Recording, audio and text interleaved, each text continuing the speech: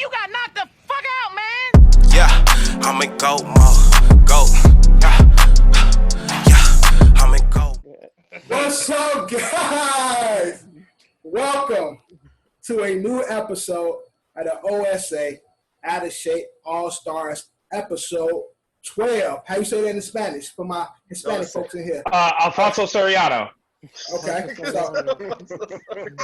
Doce.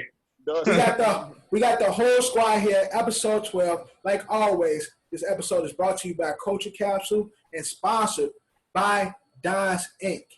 We not wasting no time today. We're going to get right into the show. But before we do, I got to go around and shout out to the cast. Starting off first, our faithful leader, our host with the most, Eddie Horchata. Next, we get into the kid from Carmel, the kid KJ. Well, he's not from Carmel, from the BX. But in Carmel, the kid KJ. Yo. Rapping. Then we got the kid Jonny 5. Mm-hmm. Our local sneakerhead Just DQ. Our kid AD Andrew Durant. What's up, everybody? You okay? You seem like somebody called you. I'm good. I see you. I just saw you. Flying house. All right. And last but not least, me. My mom called me Devin, so you can call me Devin. I am the mediator, referee, and sometimes coach when it comes to this pod. So, with that being said, let's get into it. Big news dropping. Big news. And big bags. Big bags are being collected. My homie Pat Mahomes is catching the bag. Can we just can we give him a round of applause? Right? Yo. Yeah. Shout out, Patty. Good for you, man. Get your bag. Get your money. Good for you, buddy. Money, man. That contract is crazy. Look, he'd probably be with the Chiefs for the rest of his career, for the foreseeable future. Most likely, yeah. Because he's been kicking ass in the pros. He Super Bowl MVP, busting ass. NFL MVP. NFL MVP, and this is well deserved. Pat Mahomes just signed a 10-year extension with the Kansas City Chiefs, worth $503 million. Bag. He getting the bag. That's without incentives. Yo, that's like three without sponsorships. This is a football contract, yo. This ain't baseball or basketball. This is football. Yeah. Yo. How much is guaranteed, bro? Half a billion. Break this deal down for us. So, obviously, Patrick Mahomes had 2 years left on his deal, so this turns into a 12-year deal. We talked about this a little bit pre. So, Drew asked how much is guaranteed. $477 million, fully guaranteed. It's a really good deal, obviously, right? Obviously, not just for Patrick Mahomes. He does become the first $500 million player in any sport. So, like, signing a deal, I should say. You know, there's a lot of $500 million players, but, like, through a deal, first time getting $500 million. And this is a fully backloaded deal, too. So not only is this good for Patrick Mahomes, this is good for the Chiefs. So, you know, good on, you know, the heads, the powers that be in Kansas City, because they did backload this deal enough to where when it comes time to pay Kelsey, when it comes time to get their running back that they just drafted this year, I forget his name because it's really, really long. When it comes time to pay Sammy Watkins, Tyreek Hill, all these other guys. Hilaire, yes, exactly. But yeah, when it comes time to pay these guys, they're going to have enough money, so they're going to give Pat, a decent amount. Like in the first couple of years, maybe they pull back a little bit, so they can have enough time in the salary, enough space in the salary cap to pay these other guys. Listen, the Chiefs are going to be a good team for a really, really long time. Patrick Mahomes deserves every penny that he's getting, and I know this is his last deal. This is his first deal. He's definitely going to maybe, in the next, after like 4 or 5 years, let him win another Super Bowl MVP, win another Super Bowl, win another MVP. I'm sure they'll extend him again. Patrick's not going anywhere. That great on the organization, great on Patrick Mahomes. I can't wait to see the rest of his career. Now, Drew, I'm going to throw to you because, again, we're discussing the pros of this long-term deal. That's me. That's me. That's Hunt's point, man. Niggas still, I guess niggas still got some fireworks left over. So happy 4th of July, by the way. Happy 4th of July. We don't care about that. So, right. So, Drew, now we talked about the pros of, this deal. But do you see any cons? Because again, it's in football, you never know. Nigga be good one year, injury happens. Yeah. It's a lot of shit that can change, like in a matter of weeks, in a matter of months. But is this a con for Kansas City signing Pat Mahomes to this long-term deal like this? Because this is 12 years. I mean, the only thing that can be bad about it is, you just said it, is injury. Like, if he had a great season last year, but if he gets like a big major injury, like a la Teddy Bridgewater, like he fucks up his knee, then this can be the worst contract ever. But Drew, real quick though, Pat did bust his knee just like Teddy Bridgewater. Teddy was out, almost lost his leg, and Pat came back and played that season. Nah. I think Teddy Bridgewater was way worse. Teddy Bridgewater's injury was way worse. They were both dislocated knees, though. Nah, but I think Pat Mahomes didn't have ligament injuries. Yeah, Teddy tore ligaments. That's the only thing I can see that's bad about this. But if Patrick Mahomes is like. If it's the Patrick Mahomes from the last 2 seasons, that's well into like years and years. Oh, this is the Kansas City made bank, son. Like, Pat, I'm so happy for you, bro, getting that bag. They be playing football players, man. So whenever somebody in football get their money and well-deserved money, yo, I'm rooting for them. Johnny, any thoughts on the Pat Mahomes new deal? Oh, I love it for Pat Mahomes. Like the money thing. The only thing is I've never been a big fan of the lengthy, long year contracts. Baseball does it all the time. Right, we were just discussing this in another episode about the all the time. While we're talking about long contracts too, I forgot to mention this last week, but Drew, happy Bobby Bonilla Day. Talking about long contracts. You guys know? Still every July 1st. Gets paid money from the New York Mets because they signed a ridiculous deal with them. $1.19 million every year. Yeah. Wow. 2035. Crazy. Damn. Not even fucking clean. Yeah. That's crazy. 2001. That's that. His contract is longer than Bryce Harper's contract. For you. That sound like that. That sound like that Darren Williams contract. Yeah, same thing. Almost. Very similar, but worse. Yeah. But like I was saying, I'm not a big fan of the long years, but I guess you lock him up. Because, at the end, towards the end, he will be in his mid-30s. But he'll probably still be a star player. I don't know. I mean, quarterbacks go ahead into your mid-30s. And he's the best quarterback in the league. That boy's talented. So, let him get his money. What'd you say, Drew? If it's like towards his mid-30s, we all know that quarterbacks, if they're healthy, can – like this, Tom Brady and Drew Brees and like players like Aaron Rodgers set a precedent. Like if they groom their bodies right, and they can last like years. Like Brett Favre.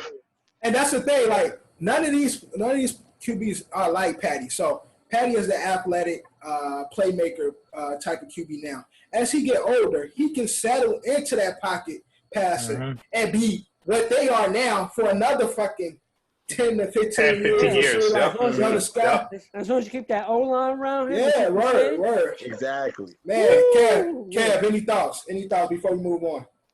Pat Mahomes is the best gunslinger to ever play the sport. And that's bold. That's a bold statement. I can't give it to you yet. Listen, I go down this one. I'm putting that stamp on it because as of now, he's the most accurate gunslinger that's ever played the sport. That's what I was gonna say. So like Favre is like the gunslinger, right? But he's the face for the gunslinger quarterback. But Patty don't really be letting interceptions get by him unless he gets lazy. Listen, I'll put that on here, stamp that. I said it. He's the best gunslinger to ever play this sport, and it's ridiculous. The contract is ridiculous. The closest and largest contract. The closest and largest contract was Matt Ryan, 5 years, $150 million. That's the runner-up contract behind. There's 10 years, 503. This shit is crazy. And don't he have like the biggest contract of any sports? Like Mike Trout had it. I have something here. Give me a sec. I'll find it. But you guys keep going.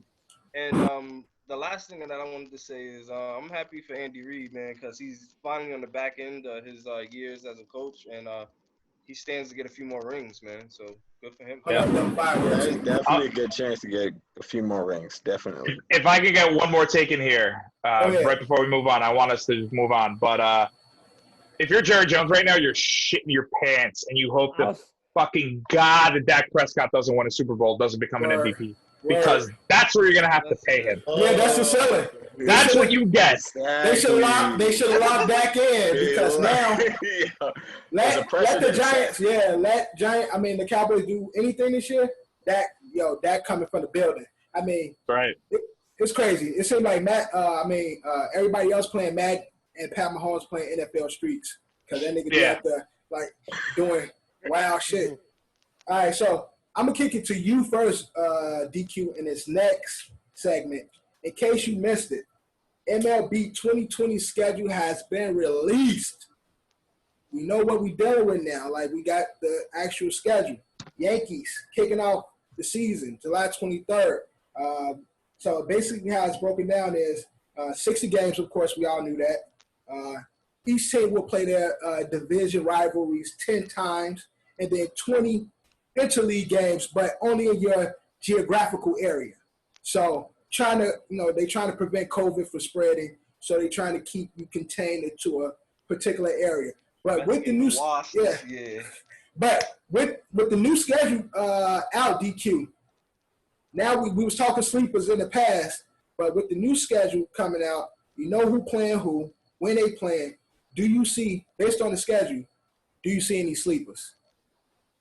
Let me check it real quick again. So I can. You gonna say the Mets? Besides the Mets, will always be a sleeper, but this not being fact, the Mets will always be a sleeper team. Nah, the Mets could do something this year. They had a rookie. Yeah, but last year. What's the rookie's name y'all had last year? Pete Alonso, bro. Yeah, he's Polar filthy, bear. No, but I'm just saying, but they still be considered a sleeper team with him. Oh, come on. Yeah, that kid. Okay, why DQ look at the list, Johnny? Do you see any winners or losers based on this new schedule? I feel like if the best teams come out the gate swinging, they'll be the big winners because they don't got to travel far. Right. They'll be good. They intermediate, do what they got to do, and win the games and get ready for the playoffs. Those teams will be the ones who will win because they don't got to go nowhere. Teams from LA don't got to go all the way to New York and stuff like that. They're playing within their area. So to me, the only teams that have a big advantages in general would be those West Coast teams in those divisions where only one or two teams are great. Because every other division in baseball, usually it's always 4 teams or 3 teams at a time in that race for first place, pretty much. So it could be any team, but those West Coast teams are the most dominant ones that will have a chance of anyone coming out of that in 10-game series, pretty much. Right. Kev, what's your thoughts on the new season? New season overall, I'm just hyped, man. I need my boys to come out the gate swinging.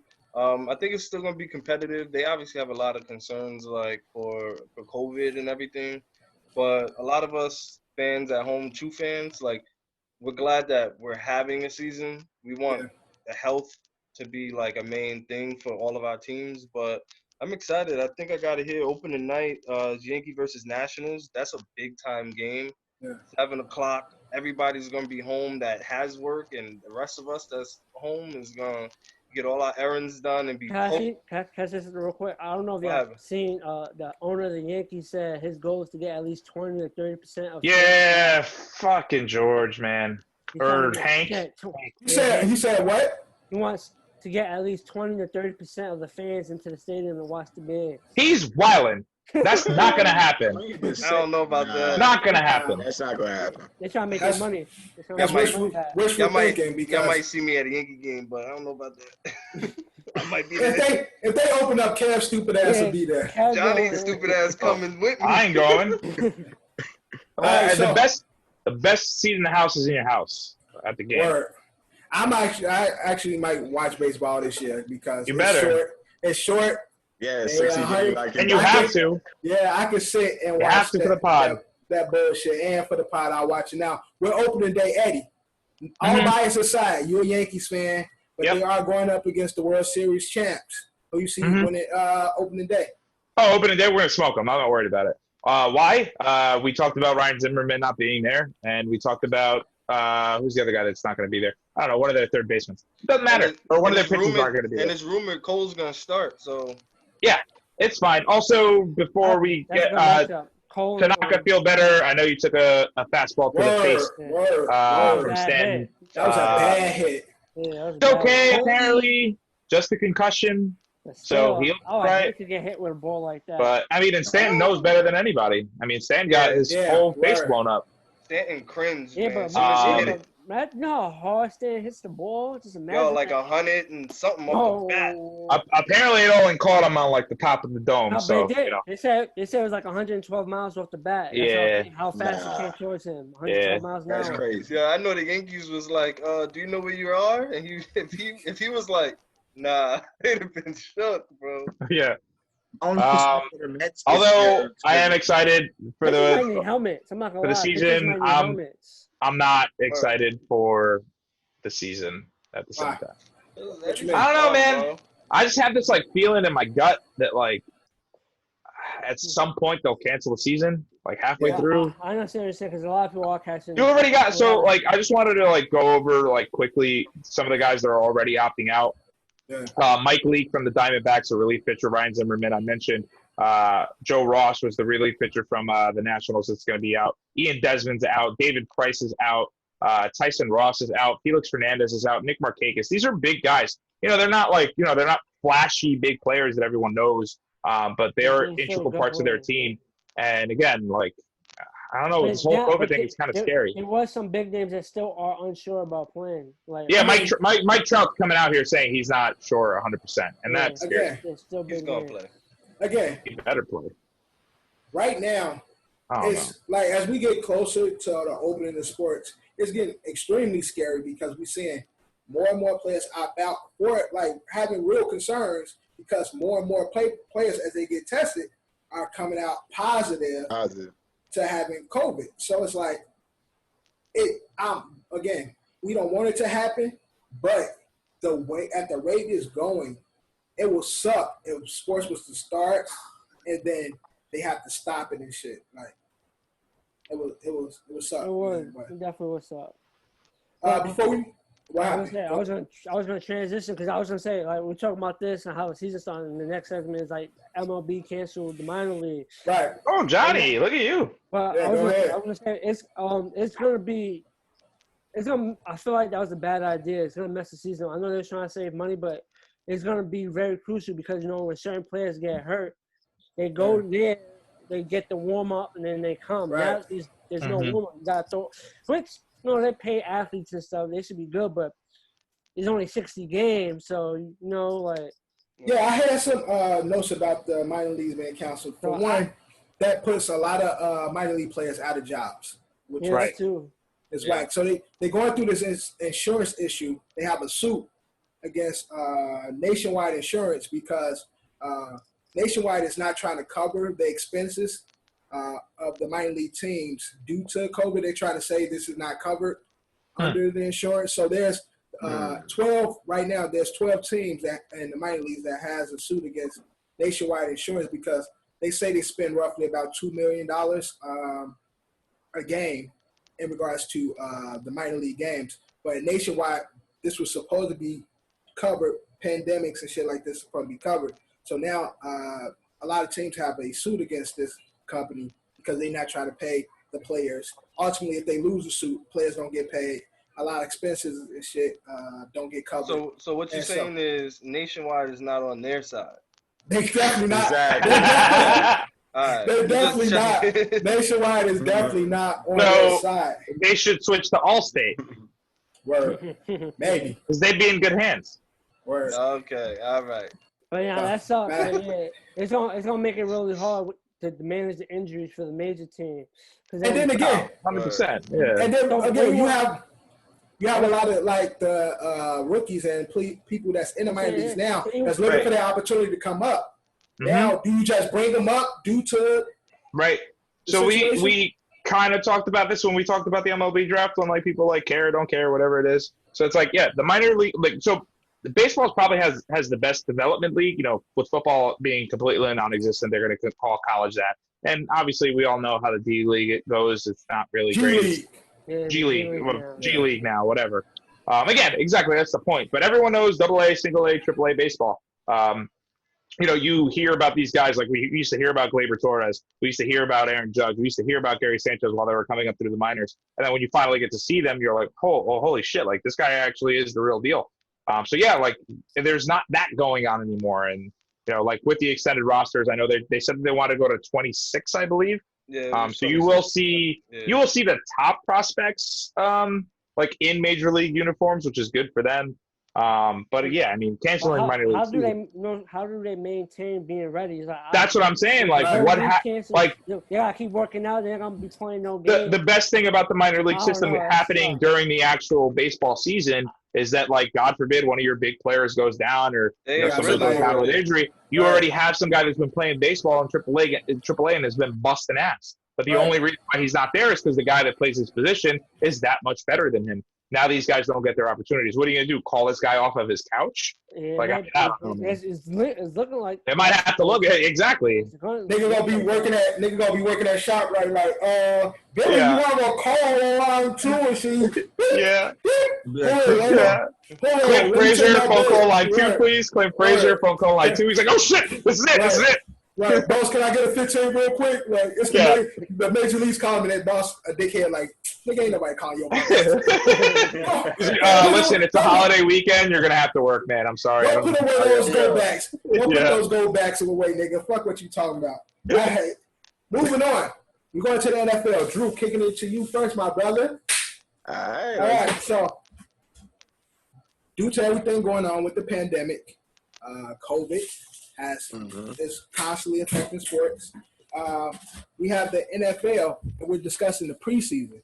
Now, the preseason has been cut 2 games, weeks 2 and 4, I believe, due to trying to limit people interactions with each other due to COVID-19. They're trying to prevent the spread, which is dope. I mean, unfortunately, in sports, it's a contact, especially football, is contact. So it's contact. So ain't really much you can do. But they are limited how much you come in contact with people, as well as who you're playing. So you're only playing people that's in your geographical area as well. As also, there's only 2 games, 1 away, 1 at home.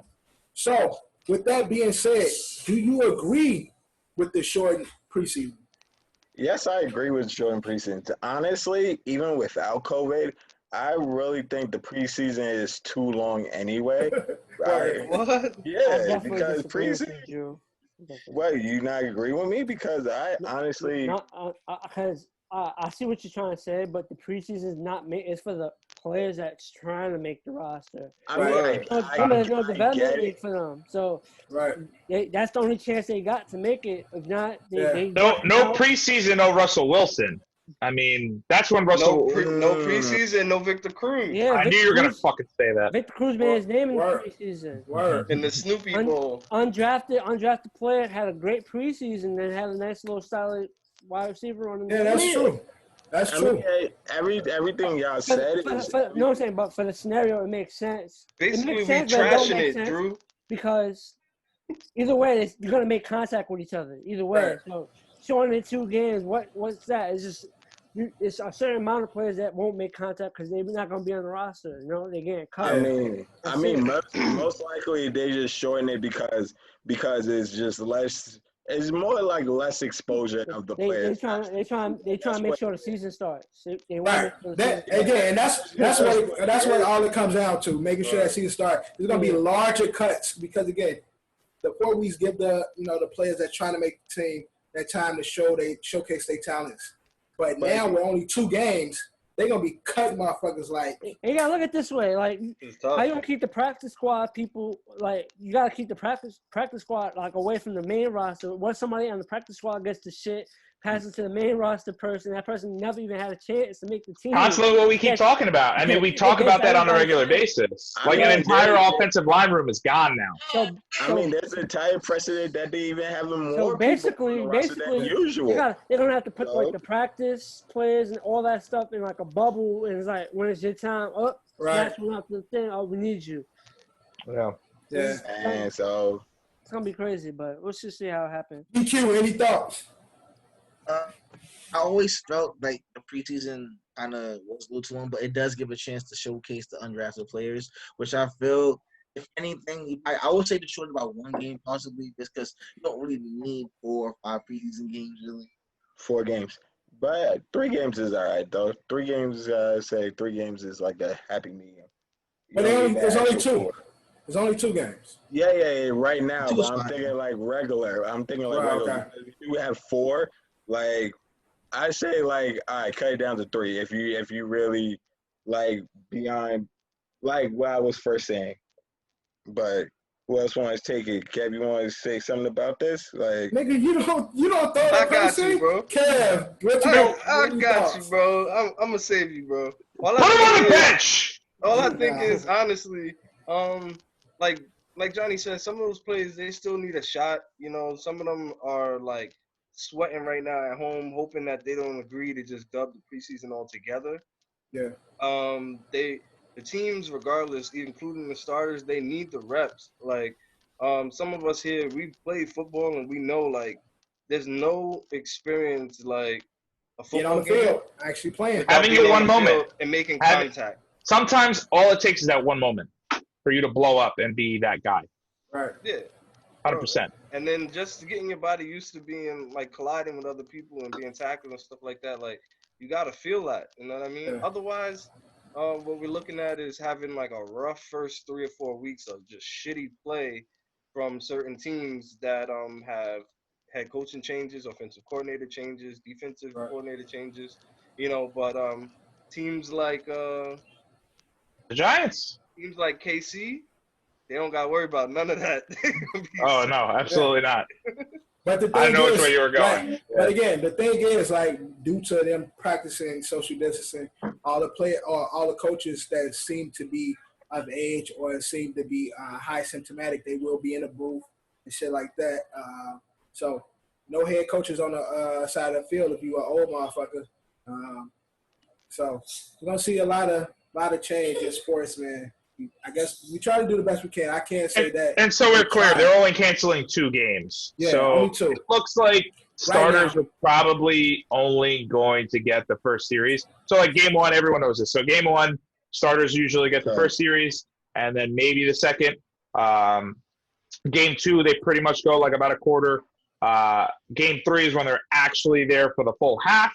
And then game 4, it's pretty much just everybody runs wild. I think you're just pretty much going to see the first 2 games. The starters going out in the first series only, and then walk away, and then again give these like young guys, these new guys, these guys that are trying to make the team the opportunity to make the team in those 2 games. So instead of a 4-game season, it's a 2-game season, and you're probably not going to see a lot of starters. I mean, well, for the players and the games don't matter.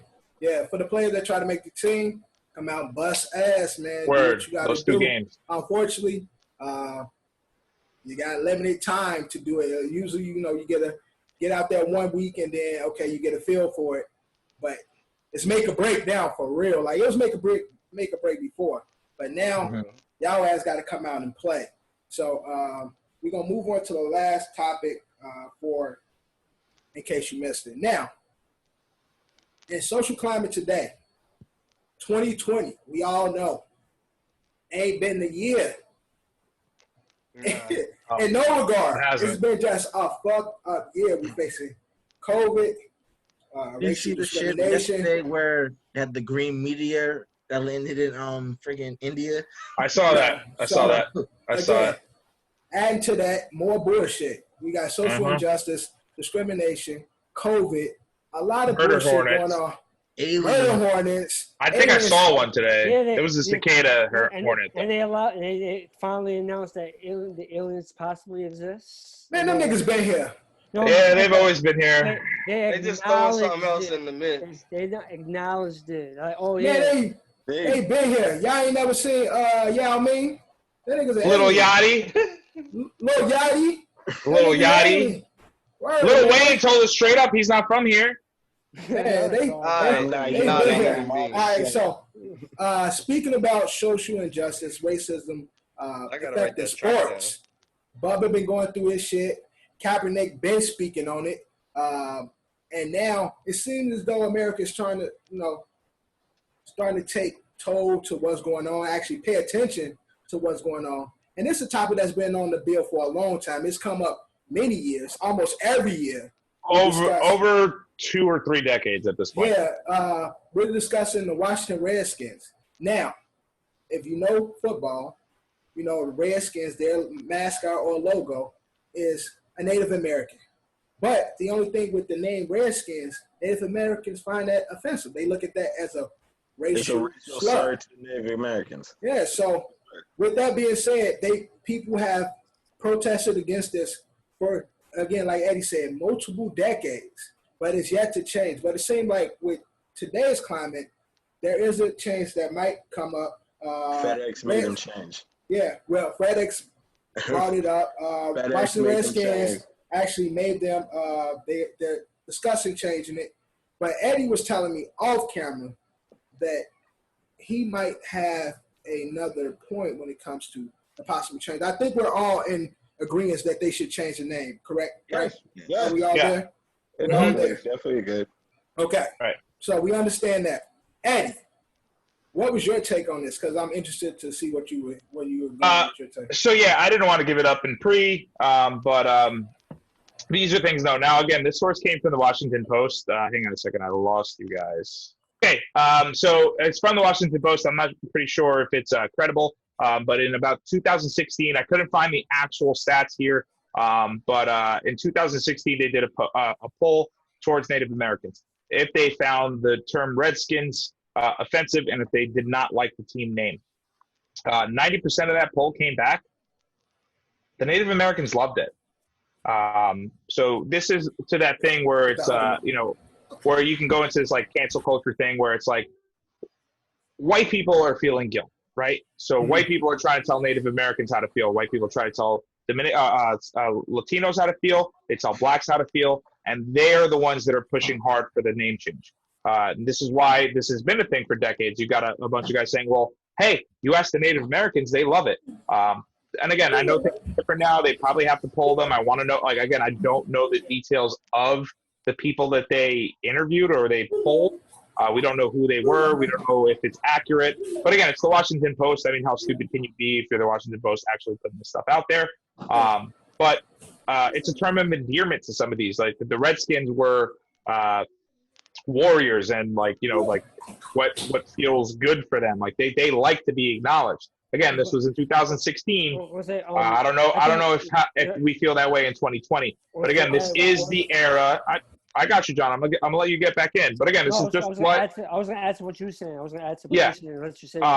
But this is 2020. Everyone's canceling everybody. And again, we could make jokes to each other back and forth. We're a Latino and Black podcast. We make fun of black guys. The Spanish guys make fun of the black guys. The black guys make fun of the Spanish guys. I eat rice, blah, blah, blah, blah, blah. It's all jokes because we know it's all love and we know it all comes from love. But God forbid somebody not of our culture, not of our heritage, not understanding who we are, take that differently and tell us that we're supposed to feel. You can't tell me how to feel, how I feel about what you say when you say to me. So that's pretty much what it's going down to when it comes to that.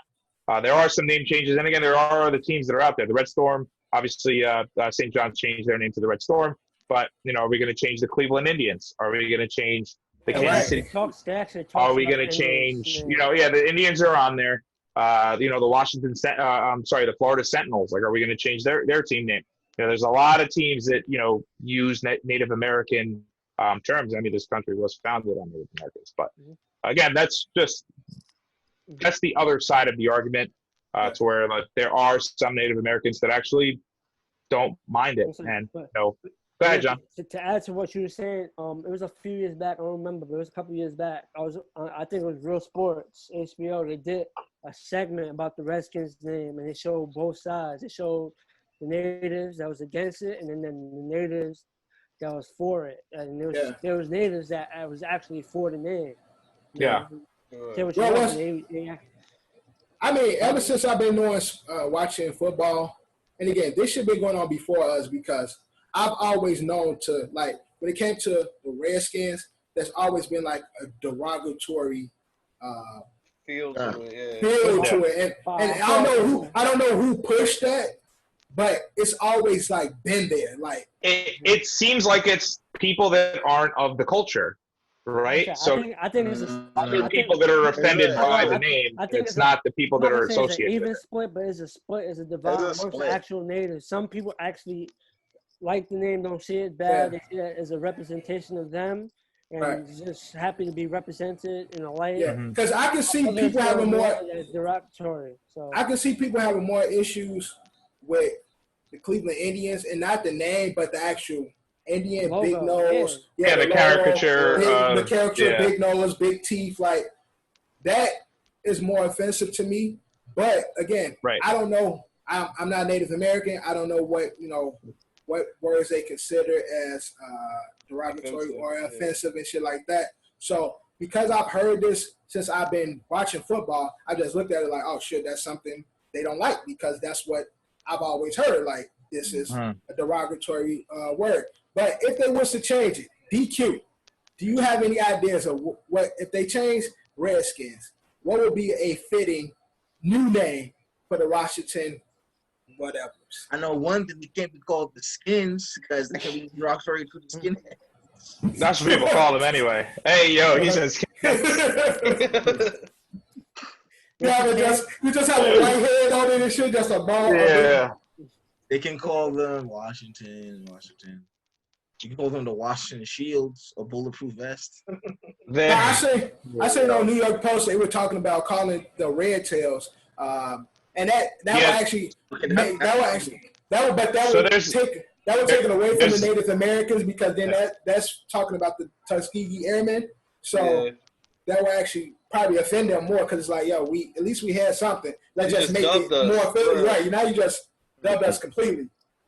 Yeah. So we should name them the Washington Sentinels and sign my guy Shane Falco. Yeah, that's a team name that they're discussing, John. So some of the names they're discussing are the Warriors, the Sentinels, as John said, the Red Tails, the Pigskins, which is stupid, the Hogs, the Americans, which I think would be really, really dumb, the Renegades, the Natives, Red Wolves. They sound like they got all these names from Madden when you make your there's some other weird ones like the Lincolns and like the presidents. They had like the presidents is another one, which is stupid. Monuments. Goofy shit. Just flat out like what Ron Rivera was saying. That's the new coach, right? Rivera. Yeah. Ron Rivera was saying he just hopes that it's something that represents the Indians and represents like the city. Yeah, and I don't see how the two correlate and how they'll come to a conclusion for something that represents both. It just can't happen. I think they can find something. Washington is chocolate city. I don't say that point, but I'm pretty sure if they come up with a nice name that represents the natives, people will gravitate to it if it's like a catchy. As long as it's catchy enough, I think they need to focus on the natives, bro. They need to. Back to that poll. There's a lot of like Native Americans that don't live in DC that are fans of the Redskins because that's their representation in the world. And again, this is a poll that you can or cannot trust, but it's definitely something to think about. Mm-hmm. Well, I think again, like Kev said, focus on the Native Americans. Let's keep it essential to that because if they talk about the people, DC is chocolate city because black folks run shit over there. So, run shit, but it's a lot of us over there. So, let's keep it true to the natives, come up somewhere better. If it's even an issue, like I said, I've always heard that there was derogatory, this was a racial slur.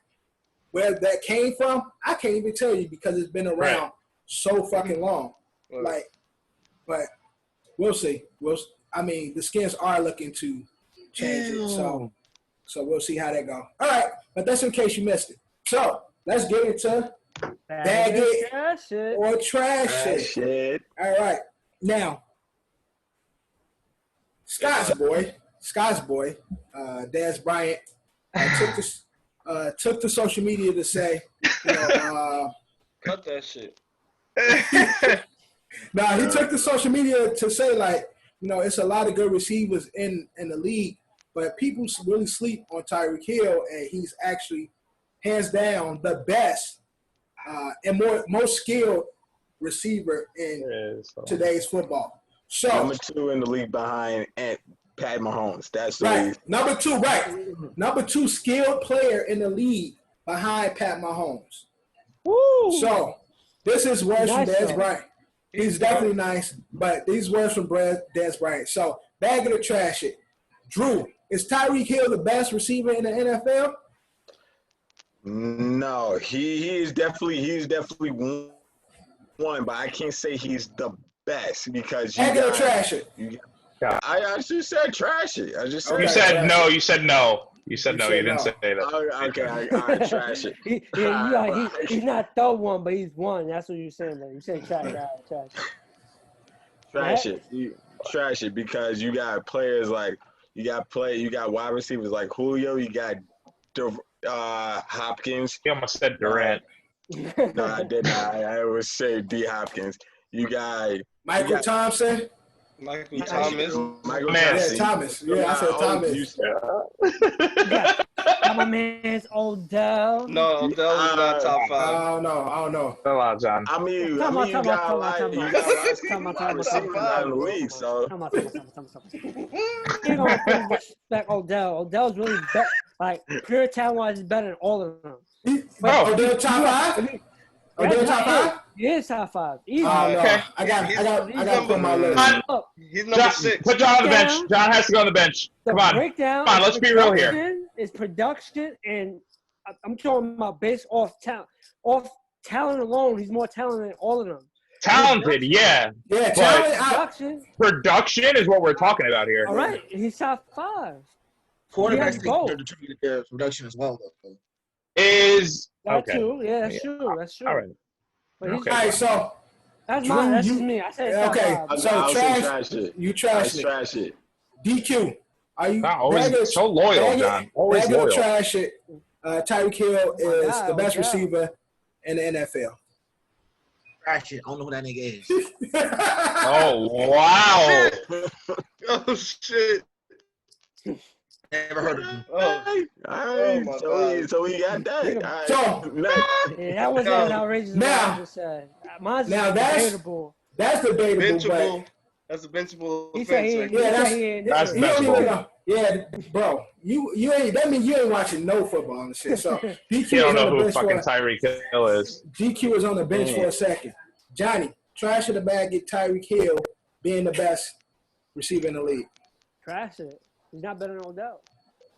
That's one. I'm sorry, he kind of is better than Odell, to be honest, though. Imagine you put Odell with Pat Mahomes, and that's the end of the discussion. We're going to end the discussion like that. Yeah. Okay. I mean Odell is a talented receiver. All right. Odell is talented. Yeah, let John go. Let John go, because I got something for him. If you swap them, would Tyreek be putting up them crazy? He's talented and everything, but if Pat Mahomes wasn't a quarterback, would he still be? Would he? That's somebody that can give him the ball. But again, John, that's debatable because he's a great athlete. So, like, you put a great QB with a great athlete. So, like, if you put anybody, you put fucking Mohamed Sanu with fucking Pat Mahomes, he gonna cook. Like, not to say Mahomes, an elite route runner, bro. and he's a solid receiver. So, but no disrespect to him, but his name is not in the tier that's a fact. guys are talking about right now. But I'm just saying in regards to whoever you put with Patty is gonna cook. They're gonna cook. All right, Kev, bag of the trash. Okay. He trash it. He's definitely not the best receiver in the league. I mean, he's top 5. No offense. No, about that. I couldn't put him top 5. I couldn't put him top 5. He's a glorified, and this sounds bad, but I'm using this and I'll elaborate. He's a glorified one-trick pony. Yep. But what you call one-trick ponies, out of that like category, like He's a guy that can Watson's, run and get open. John Brown, like he's a better route runner than a lot of one-trick ponies that we've seen, because he gets open instead of just one cut fade routes. He's not just doing that. He got that he lead can speed. get open. So that's what I'll say to that. Yeah, the nigga is probably one Elite of the speed don't got fastest. nothing to do with getting in and out of breaks.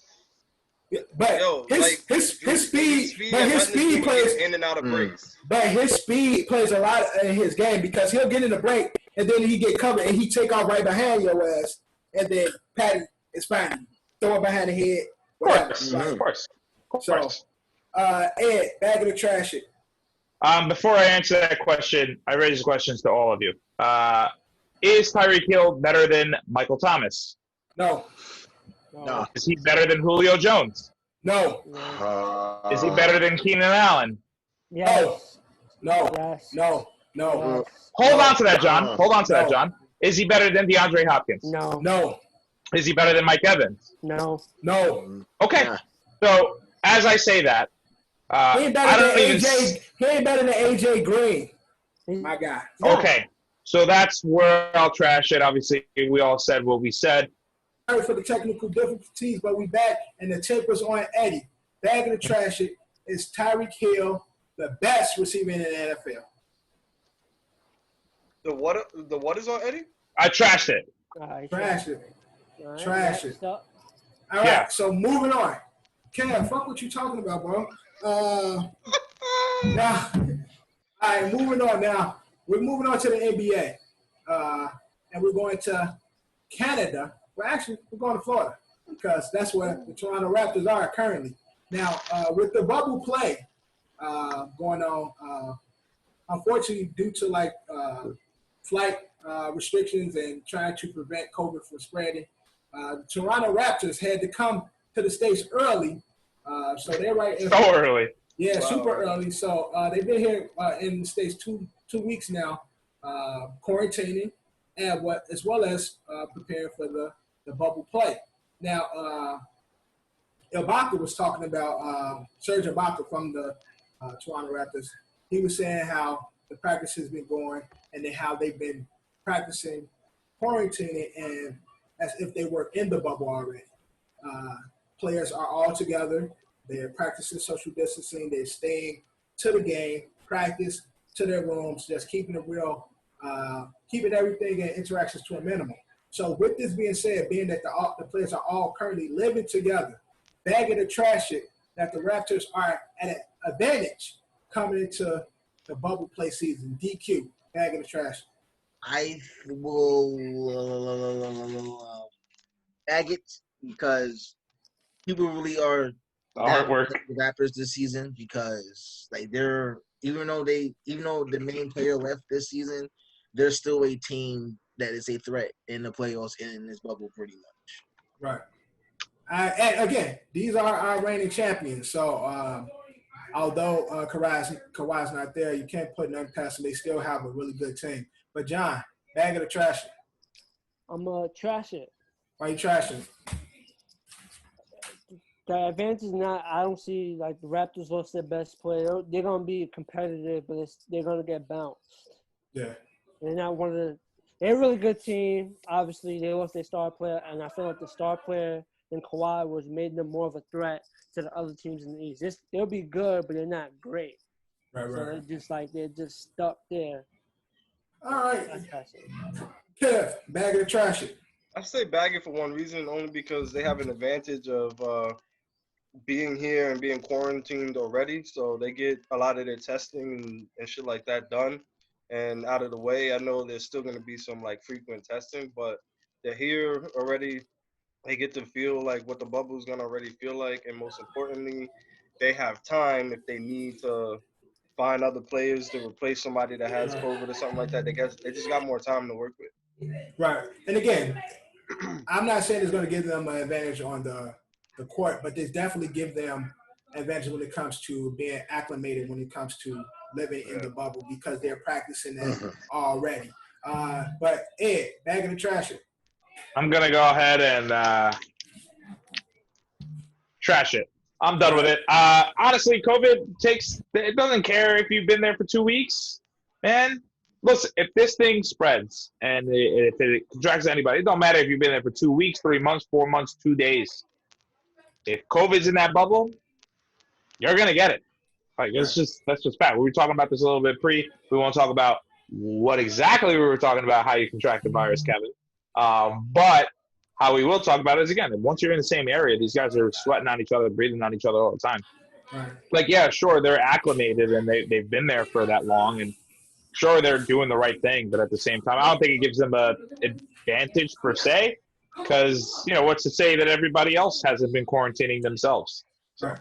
Well, the thing is, other players are still, like, in their cities, they're still living, like, normal life and stuff. They've had to change their lifestyle, and they're all together. But again, like you said, once you're in the bubble, right now, y'all know y'all all good. That's cool. But once you're in the bubble, everybody in that motherfucker. So y'all been quarantining over there, but now you're in contact with everybody else. And somebody get it, it's quiet for your ass. But AD, bag of the trash. I'm going to say bag it, but I only give them a slight advantage because I would say, is it just like kind of what y'all say is going to be more acclimated to the bubble, but I only say that's like the slight advantage that they're getting because they're basically like at the same place of everybody else. So like it's only that they feel in the bubble for these extra couple of weeks, so they get used to it. But once everybody gets there, it's the same boat. They're in the same boat as everybody else. Well, Dame said niggas gonna be following rules, and niggas ain't gonna follow rules when they get in the bubble. So at least Toronto. It's hotline. Yeah, at least you're right. You got the hotline. At least Toronto is ahead of the ball when it comes to that. But again, once we get on the court, niggas get to sweating, niggas get to playing. Everything is up for grabs at that point. All right. Next up, Giannis Antetokounmpo. DQ's favorite player of all time, right? So the Greek freak, because I don't want to butcher his name, although I already did it. The Greek freak was saying this might be the toughest regular season, although short, and playoff we've ever seen in basketball due to all the restrictions with with COVID, bubble play, having to live in these circumstances, not living the way you would normally live, and having to follow strict rules. This might be one of the best and the toughest NBA seasons that we ever see. So, with that being said, bag it and trash it. Jonny, do you think this is one of the toughest seasons we'll see? Tough. Any day now, John. It's tough, but I'm going to have to trash it. Why you say that? I get the idea from where Giannis is coming from, but I feel like a lot of players, dealing with COVID, maybe it's going to make it a tough element, but I feel like the season's not going to last long, so it's like it's going to be over before you know it. They get the 8 regular season games, and that's it. They're into the playoffs. Right. So, for the teams that don't make it, their season ends in 8 games, and that's it. They're all to the sunset, quarantine, and they can go back to their families. Right. But I get the aspect of where Giannis is coming from. I'm going to bag it I'm going to trash it for the fact that I feel like with the time off, it allowed certain players a chance to heal and everything. Yeah. So I feel like other than the fact that they just got to get ready and like in game shape, I feel like it being so shortened, it benefits everybody else. Right, and maybe that's what makes it tougher. Everybody coming in with fresh legs. It could make it tougher. It could make it tougher. That's what I said. I see where it's coming from, but I don't know. I feel like playing 82 games make it more grueling because it's the more longer grind. And you got to do you got to pay the load management chess game with the I'm a load manager this game, play your that game, rest of that. So all that, but I feel like the 82 game season is much tougher because you got to go through a whole grind. I feel like the grind is just shortened. Obviously, the competition probably be up, but Who knows? That's just my take. I could be wrong. Right. I'm All right. right, DQ, bag of the trash. Trash it because Giannis was drafted 2 years after the. There we go. The Giannis Slander podcast. He was drafted 2 years after the most difficult season during the 2011 lockout when he was playing back-to-backs like every fucking day. Mm-hmm. They're not doing that and here. They did have 2 sets of back-to-back nights. They had to play 3 games. Besides that, like it's not the most difficult season. The only thing that is difficult is your living conditions for a time period. That's it. Nothing's difficult about it. If you live in an apartment your entire life, a small one, you should be used to this shit. Like a lot of NBA players have living in small ass apartments. I'm pretty sure. Well, Kevin said, "I ain't got no girl. I ain't got no kids. I'm ready. Like I ain't got none of this shit. AD, bag of the trash it." Yeah, I'm gonna bag it for this one reason only, because COVID, let's say players get, like, we are playing a team sport. If your best player gets COVID, he's out. What chance do your team has? Like, I'm going to it on the field. Like, I feel like that doesn't make it tough. It just makes it this way easier for the next team. Think about it this way: if a person does have COVID, but they don't know they have COVID, and they go off one game, it's to brag about that shit his entire life if he survives that shit. It's not gonna be the Jordan flu game all over again. It's not gonna be. If LeBron get COVID and cook, he is the greatest. Yo, niggas, you ain't gonna be able to tell a LeBron fan. Yeah, the flu game. He's gonna like, man, and affect the whole damn squad. Niggas Jordan's flu game was a fluke, bro. He had food poisoning. He was drunk. That's not real. LeBron had COVID. Oh, man, I don't want that. You just ruined this whole segment for me. I know y'all joking. Oh, Lord. It's real. Even coaches during, like, on some teams, like, coaches being, we already know that Lionel Hollins ain't gonna be with the Lakers right now. Yeah, right. He's restricted due to COVID. Yeah, there's gonna be like total obstacles when it comes to actually playing the game that is gonna make it hard. It probably is gonna be one of the toughest seasons because we don't know nothing. We never faced nothing like this. Who knows what can happen? That's what I'm saying like that. That's true, but niggas gonna be like, who gave the mic? 2 words, COVID. Eddie, bag of the trash. We might have to timestamp this for the first time in podcast history. I agree with Andrew, man. I agree with Durant on one thing. I'm going to go ahead and bag it. Yeah, man. It's not what he said, obviously. Yeah, good players getting COVID. We talked about this before, that we hope that the superstars are doing the right thing. And they're right. I just look at more I don't know, man. I've been working through COVID this entire time. And, I see people. If there's one thing in the world that I can do, one skill that I have is read people. And I can see the fear and the anxiety that people have with this virus, that we don't know how you can get it, what you can do if you're asymptomatic, if you're not asymptomatic. So for me to think that the players are just going to go out there and act like nothing's happening, I don't know, man. I've changed certain things that I do that I normally do. I go, hey, I go to the bathroom, wash my hands, but I won't take a paper towel and when I dry my hands and then use the paper towel to open the door. I don't do that all the time. Now I do. You know what I mean? Right. It's just that's just like washing my hands. These are professional athletes that are sweating on guys and, putting their nuts on guys' faces when they dunk. Zion might not be like, hey, yo, chill. I'm not going to do that. You know what I mean? There are guys like this that might change up their games slightly. Dunking on whoever. They're gonna do it, but they might. You're not going to hang on somebody's have this yeah, exactly. You're not going to want to push up on somebody when you're setting a pick. I don't know. I will bag it for that particular reason, is that guys will try to be a little bit more cautious to prevent COVID.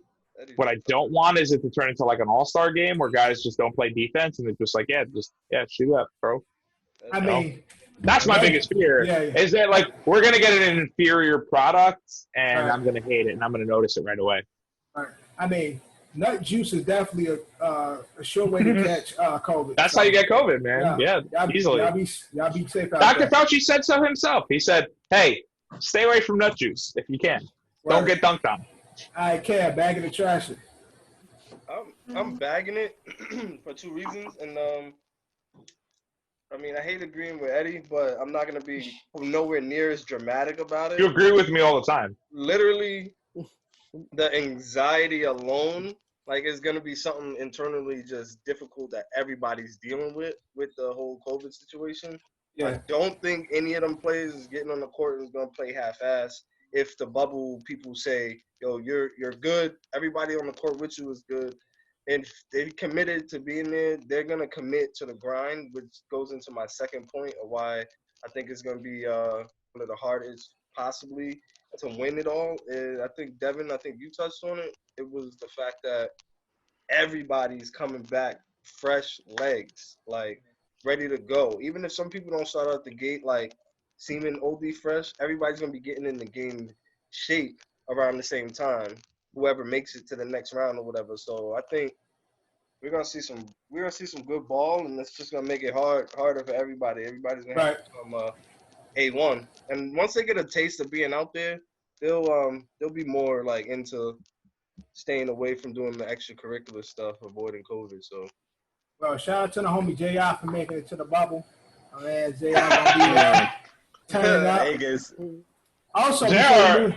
If there's anybody gonna get it, it's gonna be JR. Before we move on from sports, happy Don Day to Zion, man. Today is Zion's that's birthday. right. 20 years old today.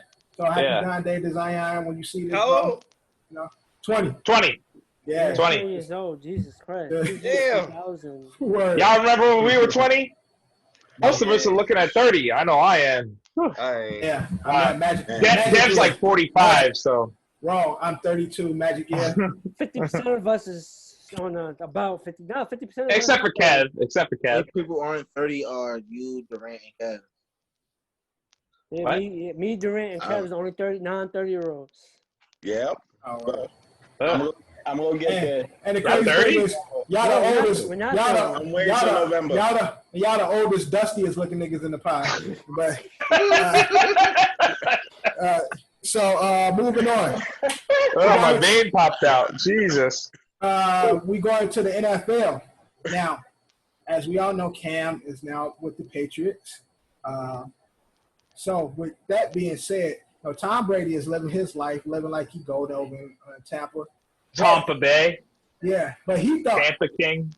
Tampa Bay. I like that. Tampa Bay. That's a thing. I didn't make it up. All right, that's the first time I heard that. Okay, so now when Tom left New England, he looking. I'm pretty sure he's like, yeah, y'all ass ain't gonna do shit. Good luck with that other bum ass nigga y'all got. Jared. Yeah, he was like, good luck with that. And then the evil genius, did what he did, put out Cam. So with that being said, back to the trash it. Is it more pressure on Tom to have a good season this year? Eddie, going to you. Back of the trash. No, he's chilling. Yeah. Right? I mean, everyone's always called trash. The haters say so. So here's I'm gonna trash it. Sorry, forgot to say that. But yeah, I'm gonna go ahead and trash it because the haters say, me included, he's a system quarterback. He's nothing without Bill. He ain't gonna be shit without Bill. We're not giving a lot of credit to Bruce Arians. Bruce Arians is the quarterback guru, they say. But we'll see what happens there. That's why he has zero pressure on him. He's got the weapons. He's got his Gronk. He's got his Evans. He's got his good what the hell is that kid? Godwin. And so he's fine. Defensively, I think Howard, Cameron Brady. Yeah, word. He got a whip over there. He's got his weapons, but again, I feel like there's zero pressure on him being in the NFC, being in Tampa Bay. I don't think anybody cares about Tampa Bay except for me because I love it out there. I think he's got no pressure. I think the person with the most pressure is definitely going to be Cam. Again, he is betting on himself, but it is Senator Palpatine. He does have the hood up. He is going to really use the dark side and help Cam do what he's got to do, and I'm just going to suffer and be miserable. But I think Tom's got zero pressure on him, really. Yeah. There are people out here, Jonny included, that want a Tampa Bay Patriots Super Bowl. I don't think that will happen at all because we were talking at the top of this pod about some guy that just got a 10-year extension. You think Patty's going to let Cam beat him? Nope. And there's a bunch of good. Don't sleep on Cam now. Cam, I'm not going to sleep on Cam, but Pat is better, but Cam is just as Patty better. nice. Yeah, Johnny, okay, you keep calling me a closet Brady fan. Can you just come out and say that you're a closet Patriots fan? No, Can you? not. For the sake of this fucking pod? No, please.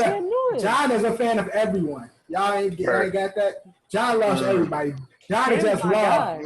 Cam his guy. Everybody's his guy. Everybody's all right. Cam, bag of the trash. Brady got pressure, bro? I'm trashing it.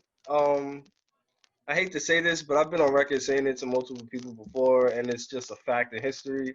Tom Brady, as of right now, is the best quarterback to ever live, to walk this planet. Goodbye. I'm done. So he's chilling, bro. He's living his best life, bro. The last thing he's worried about is the Patriots sign Cam Newton, somebody that is known to be a drama queen if he's not succeeding where he is. Hopefully that changes. Cam's going to have success once they get the ball rolling. But with everything that's going on, Cam can't do what Brady is doing. Brady is purposely defying regulations or like suggestions for not practicing with his players out in Florida in the mecca of where the coronavirus is. Right. Cam's not going to do that. He don't got the clout to do that. The media would rag him for having people come out and potentially that's a whole different layer. Yeah, that's a whole different topic. I don't want to get into what the media feels about Cam. Layer. I understand what you're saying, but there's a different layer to that. It's a different layer to that. The conclusion is Brady chilling, bro. He's not worried about not a thing. Well, Bruce Aaron is a throw a deep type of coach. Brady is a 10 and dunk type of QB. Now, now, right. The latter of his career, he's been that type of QB. It worked for him, but that's what it's been. So, Johnny, bag of the trash. Don't front, bro. Cam has more pressure, but Brady's definitely under pressure. What the fuck happened to Drew? We lost Drew. Nah, that distracted me. Not bad. That distracted me. I just seen a screen showing. You bag of the trash, John. That Brady has added pressure with Cam being with the Patriots. I'm gonna bag it. Okay. I'm gonna bag it. And I'm gonna explain to you why. Because look, it's a chess game.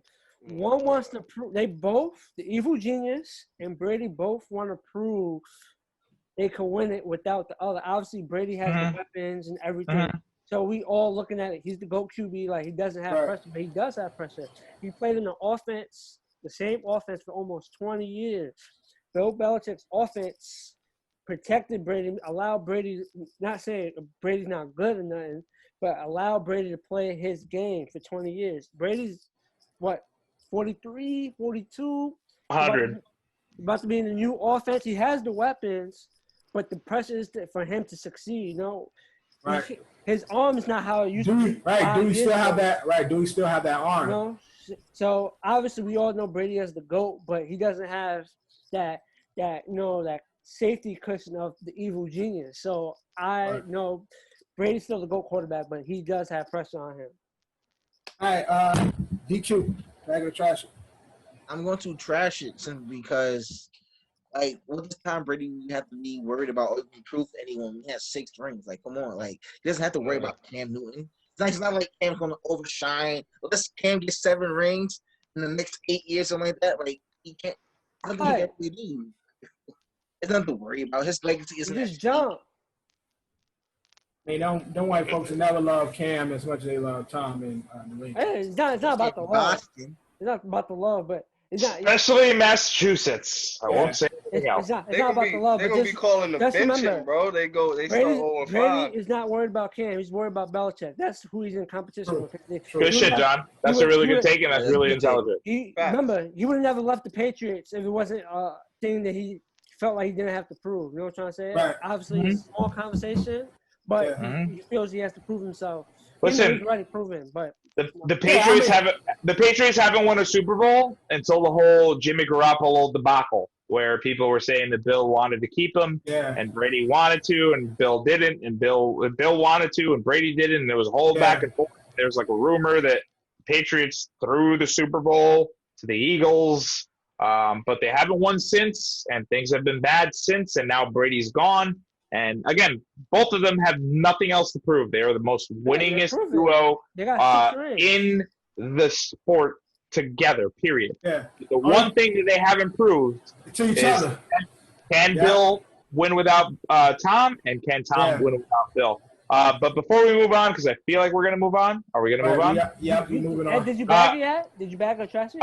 I trashed it. I trashed it.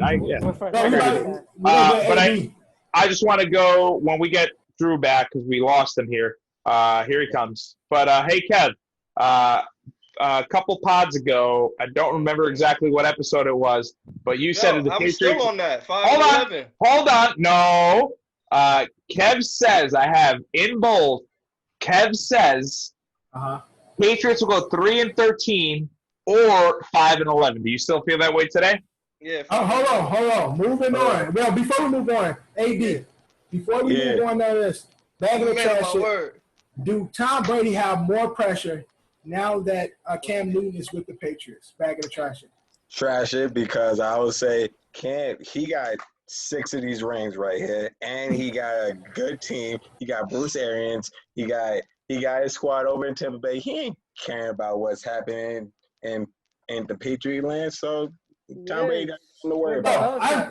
I think he's definitely worried and he's looking. But the only person he's trying to prove something to is Belichick. Both of them. That's where the buck stops. Is both of this is the biggest pissing competition on the planet. I don't need you. So. We get to watch it and we get to see it. So he caring about that. He moved on, man. Why? Why did he move on? I want to be on record. I bet on Bill. You bet on Bill? Bet on Fuck Tom. Okay, so bet on Bill. Being that you betting on Bill, bag of trash it, will the Pats make the playoffs this season? Eddie, to you, bag of trash it. You betting on Bill? Oh, you set yourself up for that. You betting on Bill? Yes, right into it. So, bag it, right? You betting on Bill? The Jets are going to have to win 10 games regardless now. That's got to win 11, maybe 12. That's not happening because the Bills. It's not going to happen. Bag it or trash it? I'm fucking bagging it. Don't pressure me, man. I'm fucking happy about it. Don't take it. Jesus Christ. All right, John, bag it or trash it? Pass me in the playoffs. Bagging it. With Cam and Belichick. Or Cam Newton's the starter. Yes, I'm bagging the playoffs. Right. All right. DQ, bag it or trash it? Bagging it because the AFC East is garbage. That division is we're getting better, all right? We are. It's okay. The Jets. Dude, what are you talking about? So, okay, I'll say one thing. You're an AFC North fan. You're not an AFC. Even if the AFC East is, even though the AFC East trash, I can still see this season the Jets doing something this season. Okay, that make you feel better. Thank you. 8-8. You see the Jets getting 8-8. I appreciate it, but it doesn't. False. AD. Bag or trash. Yeah, I have to bag it. They're going to the playoffs next. I'm not happy about it. Yeah. They got a good squad. Oh, Kev's on you. Kev. I think y'all drunk, bro. Bag or trash it? I think y'all drunk. I'm trash. Well, because he's sticking by his. No, I got a reason. I'm gonna stick with my 5-11. He got a reason. 5-11. He got a reason. Reading my ass. But 3-13 was also part of that. Shut up. Listen, I'm sticking with my 5-11 only because I'm a man of my word. But now it seems more likely that they might get more wins. But I think the Jets are overdue to make the playoffs. So it's gonna come down regardless. It's gonna come down regardless to the Pats. Oh my God! And the Jets. It's gonna come down to them regardless getting a wild card spot. because I think the Bills is winning that division.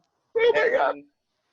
I could see the Pats going 8-8, and fans being disappointed because Cam's gonna have a learning curve regardless.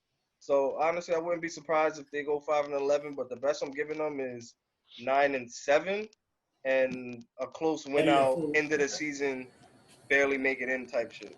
9-7 Patriots is what you're saying? That's the highest that they're gonna go. With Cam, that's as high as he's going with Cam. 9-7 now that Cam is there. Okay, that's on record. That's the highest possible that they could go with Cam there. Right. Yeah, so Cam They still don't have a wide receiver core, bro. Cam give the league an MVP season, and we're gonna be like, oh. Bro, They run the ball and play defense, man. Bro, That's the scariest part for me. Patriots got the best defense in the division, right? The best defense in the division. And they got the best quarterback, right? Sam Darnold's the best quarterback in that division. They got the best defense and the best quarterback.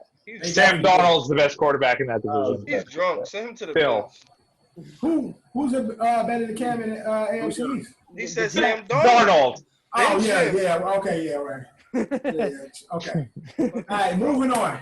We going back to baseball now. I'm depressed. We have the COVID World Series. We got the short season, 60 game regular season. A lot of teams playing each other. A lot of interdivisional games. People playing it safe, trying to stop COVID. And then, on the contrary, a few years ago, 2017 to be exact, we had them cheating ass Houston Astros.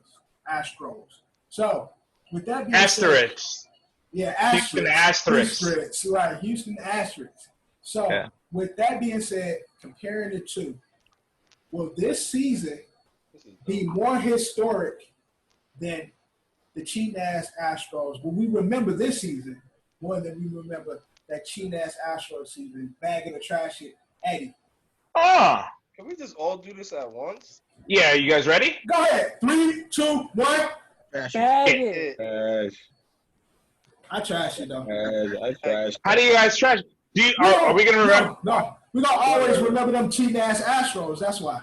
Oh, 100%. No, I understand that part, but But we're always gonna remember the COVID winners more. It'll be unless we don't know how long the COVID gonna last. So. Unless the Astros win again. Oh. See? Yeah. If the Astros win this year, then we'll remember the cheating asterisk. Why would you even say some shit like that? Because let them fucking win. I don't care. It's a fucking shortened season. I don't give a fuck. No parades. Not going to be fun. Everyone's going to get COVID. And the season might get canceled halfway through, so who cares? You thought I wasn't going to be down in Manhattan if the Yankees win? You gonna be the only one there talking about, let's go Yankees. I'm going to be like, no, I'm pretty sure people. That's what it's gonna be. Let's go Yankees. People gonna be out there with their masks on and everything. They gonna still show out there heavy. Listen, it's not gonna happen. All right, so moving on, back of the trash. We're going into start bench cut. All right, on this one. First up, we got an easy one. I would say we got basketball jerseys, football jerseys, and baseball jerseys. Hey, Deb, who's going first? I'm gonna go to DQ. No. Who's going first? AD. Yeah. All right. I'll start this cut. Okay. I will go with. You know what? I honestly like. I really don't like jerseys. I never wore jerseys anyway, but I'm gonna go with. I like football jerseys the best. Like they look good to me. Okay. So you start football. I'm starting football. I'm probably gonna bench basketball. And are you probably gonna, or are you going to? I mean, like football, he's benching basketball. He's cutting baseball. My personal, I don't wear jerseys. Jerseys ain't my style. I never wore jerseys. Good. It ain't your style. So you started football, benching basketball, and I'm cutting baseball. Makes sense. DQ, start bench cut. So I am going to start baseball jerseys because you wear a baseball jersey with cargos and a nice tee underneath. that's like the best flex you can have during the summertime. That's one of the best fits you can possibly have. You're gonna be hot as hell. Then I'm gonna bench basketball jerseys because you can really wear a basketball jersey as a tank top you want anywhere. What are you wearing right now? A basketball jersey. Only reason I have a basketball jersey on because when Jeff called me, I wasn't wearing the shirt. That's the first I could grab. And I'm going to cut football jerseys because I have a if you're wearing a football jersey, if you're not at a game or at a sports bar, it just looks so cringy and weird to me. Like, why are you wearing it? So Yeah, it does. Totally agree. 100% agree. Have like a regular T-shirt. It's not like the fit of it just looks so weird to me when wearing it outside of those two. Like, outside of a sporting event, y'all niggas got on the pro fit jersey and shit is walking the streets. It's like even like if you go to a game, it's like those kids that don't wear the jersey to the teams that's playing. Yo, I hate that shit so much. Oh, that's the worst thing in the world. You go to Jets Pats game and some guy's wearing a Giants Giants jersey and you're like, what are you doing, bro? He's like, oh, I'm just a fan of the team. I'm like, get out of here. Like, nobody wants you here. He's liable to get snuffed. But John, start, bench, cut. I love all three jerseys. I'm starting basketball, benching football, and cutting baseball. Oh. All right. Okay. All right. Was not expecting that from you, Jonathan. I wasn't either. Football got some fire jerseys. I love each sport's jerseys. Each sport got 5 jerseys, but which one you gonna wear first, John? A baseball jersey or a football jersey? Between the two? Yeah. I'll wear a football jersey before I wear a baseball jersey. Yeah. Lies, that's John. Johnny's that guy. That's John. No, that's John. That's John. You know, it's crazy. I had a football jersey before I had a baseball jersey. You know, I was younger, but I was still. So you put on a football jersey, some jeans, and some Kobe's. You said what? So you wearing a football jersey, some jeans or sweats, and some Kobe's. Outside, just willy nilly, just chilling, right? Why not? Fuck out of here. If I'm wearing a baseball jersey, I'm wearing the baseball jersey to the game. But you could swag a baseball jersey. You could just wear baseball. You could, but football. I'm just thinking you can swag a football jersey too. Yeah, in 02, Eddie. He said in 02. See, we're in different times. Football jersey is not baggy ass jersey. You get the fitted football jersey that's fitted to your. And you look like a complete idiot. Like a freaking square if you wear. This might surprise the whole group. I'm not sure. Obviously, I wear football jerseys when it's draft day or game day. That's it. Or if there's anything else that involves my team. If it involves my team. If it doesn't involve my team, I don't care because I don't own jerseys from other teams because I'm not a fraud. True. Watch me. I just told you I don't wear jerseys, so I don't know what you're saying. I'm going to get that Randy Moss Vikings jersey, that 84 purple yellow. You don't see. Of course. I told you I don't wear jerseys. I'm not basing this off of what I wear or what I like. I'm sorry. Yeah, I'm not basing this off of what I wear. I'm basing this off of like the colors, the schemes, designs.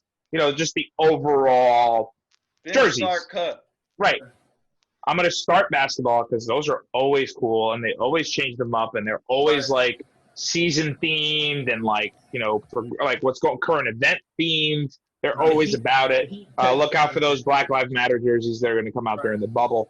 I'm going to bench baseball because they're fucking really, really good. Again, I would never wear a baseball jersey. I would never buy a baseball jersey because I don't play for the fucking team because with the whole button up and everything, again, like I feel like I'm going to work. That's the whole aspect of the baseball jersey. I feel like the button up is it's cool, but like listen, I only buy the shirts, Kev. I only buy the shirts with the logo. Because here's my thing. If you're a Yankee fan and you buy a jersey, and Kev, I don't know if you bought one, and I don't really care if you bought one, and I'm about to offend you. Same thing for you, Johnny. But if you wear like a number 2 jersey, which everyone knows that's fucking Derek Jeter, and the name Jeter is on the back, I'm going to slap the shit out of you. Because the Yankees don't have names on the back of their fucking jerseys. It's not about the person. It's about the fucking team. So what they do is this the authentic in the field. Yeah, I don't care. Don't wear another man's name on your back if it's not on the jersey. That's what doesn't make sense. I have a Donald jersey because the Jets have the name on the back. The ones that don't have the name on it are more expensive than the ones that do. Which told me, Okay, so don't be broke. If you want to be a child and wear a jersey, don't have the last name on the back.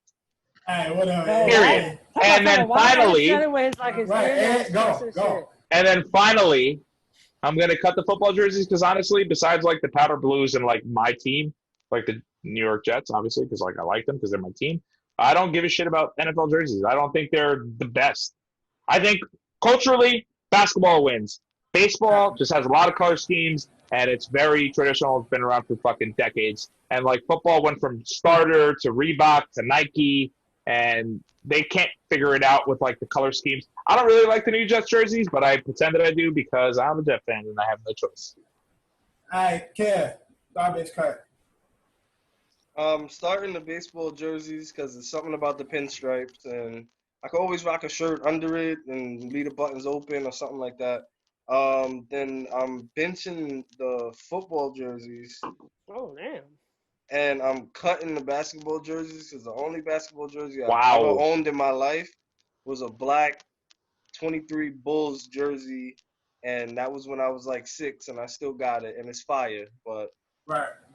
I think you're gonna go that way, but I had a feeling Kev was gonna go. I did not think you were gonna go that way, Kev. Kev wears nothing but football and baseball jerseys. Yeah. Why would you? Yeah, true. I've never owned Right. a basketball jersey. Again, right. But it's not. Yeah, I went more of like the overall like design. Yeah, I mean, Kev Not what I Dusty, so personally I would wear. see him outside Kev, with he Dusty. dusty. Okay. So he go outside with some jigs on and some Timberlands and a jersey, a football jersey. On. Those seasons don't match, bro. What are you talking about? I know, I know, but so And you still wear it. So who that? Who the fuck is that? Troy? That's Troy. Oh, there you go. Yo, hey, we got Robbie Anderson in the building. Robbie Anderson, they're calling you Robbie, bro. That nigga Troy need to get in the pod one day. All right, so I'm starting basketball because again, basketball never fails when it comes to the design. Of course not. That's swag, style. Man. None of the other sports fuck with them. Benching baseball because it's just chill. You can slide on the baseball on some chill shit. Open or close. Pop the chain out. Yeah, chill as hell. Football, I love you, but I will never wear you outside of a game or at a sporting event or in the crib watching a game. Or to go to a Super Bowl party. A party, some type of football event has to be before me just rocking the fucking football jersey. I love you though. So that's how I go. Star bench cut. All right, star bench cut. We're getting to the PED era of baseball. I thought you said peak. I don't know what I thought you said, but go ahead. But we get to some of the greatest home run hitters, major league sluggers to ever play the game. We got Barry Bonds, Sammy Sosa, and Mark McGwire. Star bench cut. Kicking it off with you, Kevin. Start bench cut. I started Barry Bonds. I benched Big Mac and I cut Sammy Sosa because I don't like what he did with his face and all that right now, bro. I'm not feeling that.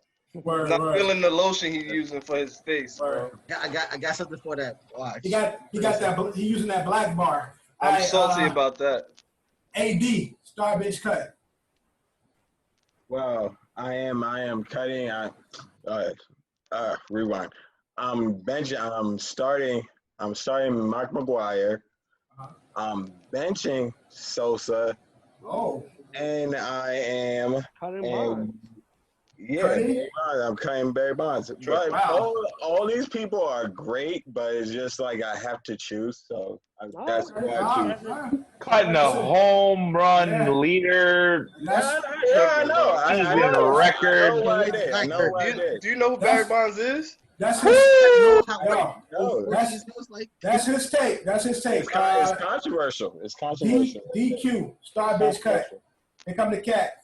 So I am going to start Barry Bonds because his 04 season, he literally did not have to get pitched to and still did hell work. For real? He didn't have to get pitched to and was still scoring more runs than anyone else. Right. I am going to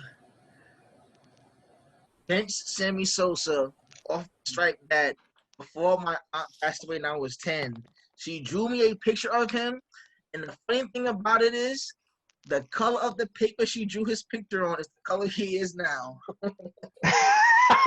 So it's the funniest shit. That's like I always. Then I'm gonna. I always say my aunt right now is probably laughing in her fucking grave because she called it. Damn, She called it. Yeah. She has no clue that he's that's color now. That's hilarious. Wow, that's funny. Jonny, star bench cut. Starting Barry. Uh, I'm benching Big Matt, and I'm cutting Sammy. right. Hey, Sammy started off looking like Dev and ended up looking like Eddie and shit. you always get on me because I'm light. Sammy, Yeah. Sammy Hey, fucking up. Eddie, star bench cut. I'm gonna start Barry. I think that should be the consensus, Drew. I don't know why you did anything else. This is pre-light skin Sammy. This is pre-controversial corked bat Sammy. You guys will never understand what Sammy Sosa meant to the Dominican culture and to the way we grew up watching baseball, especially me.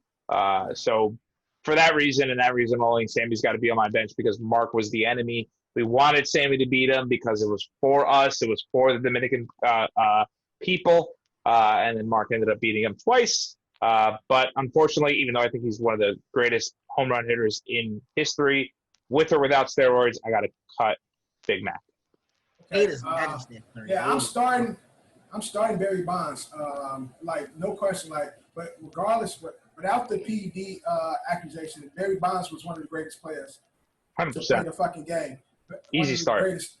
One of the greatest fielders to ever play the game. And because of that same reason, I'm bitching Mark McGwire because he was also a great player prior to the PED accusations. Sammy, I didn't know shit about you really beyond the home run hitting, and that's when the PED shit started. You came out of nowhere to me.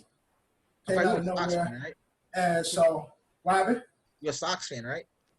I ain't no baseball fan. He ain't no baseball fan. You grew up in a Cubs household. No, If you had to pick, right? It was a Sox. No, Sox. Yeah, Southside. Yeah, Sox. Yeah, I knew that. Yeah, my pops is a Sox fan. Yeah, but I figured. Yeah, I knew that. But it's supposed to be. I know you more than I think I do. It's supposed to be Cubs anyway. Cubs is like the Yankees for Chicago, right? No, but Oh no, it's the other way around. man, Cubs That's is not like true. Everybody, there's a lot of Chicagoans who hate the Cubs. No, Cubs is the Yankees. Okay. Really? Yeah. Oh. Yeah. Cubs is one of the most known teams in baseball. Most of the people I know from Chicago outside of you are White Sox fans. And again, people. Where do they live in Chicago? Again, when you Like South. Again, speaking when you don't even know sports, hey, you don't know baseball. You know the Yankees. You know the fucking Cubs. Like that's one of the teams that you just know. Right. So, And wasn't a homie from Rookie of the Year played for the Cubs too in the Which movie? one? The Rookie of the Year. Oh, Rookie of the Year. Yeah. He played for the Cubs. He was. Yeah. For the Cubs. That's true. So, but Big Sammy, he was big for the Dominican, but beyond the home run hitting, I don't really remember him doing anything else. All right, so moving on, star bench cut. Try to make it a little tougher for you guys, and I want to hear you guys' aspects when it comes to this. I love all three receivers, but this is easy. It should be easy.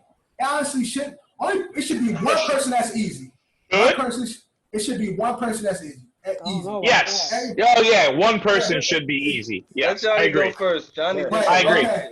So we got. I already know where Johnny's going. So we got Larry Fitz, we got Megatron, and we got Julio Jones. Can I guess Johnny's? Star bench Johnny, cut. Go John, ahead. can I guess yours? Guess mine. All right, you starting Larry. Right. Mm-hmm. John a fan, so he definitely benching. Hold on. Megatron. You're benching Julio. You're cutting Megatron. No. I knew it. Okay.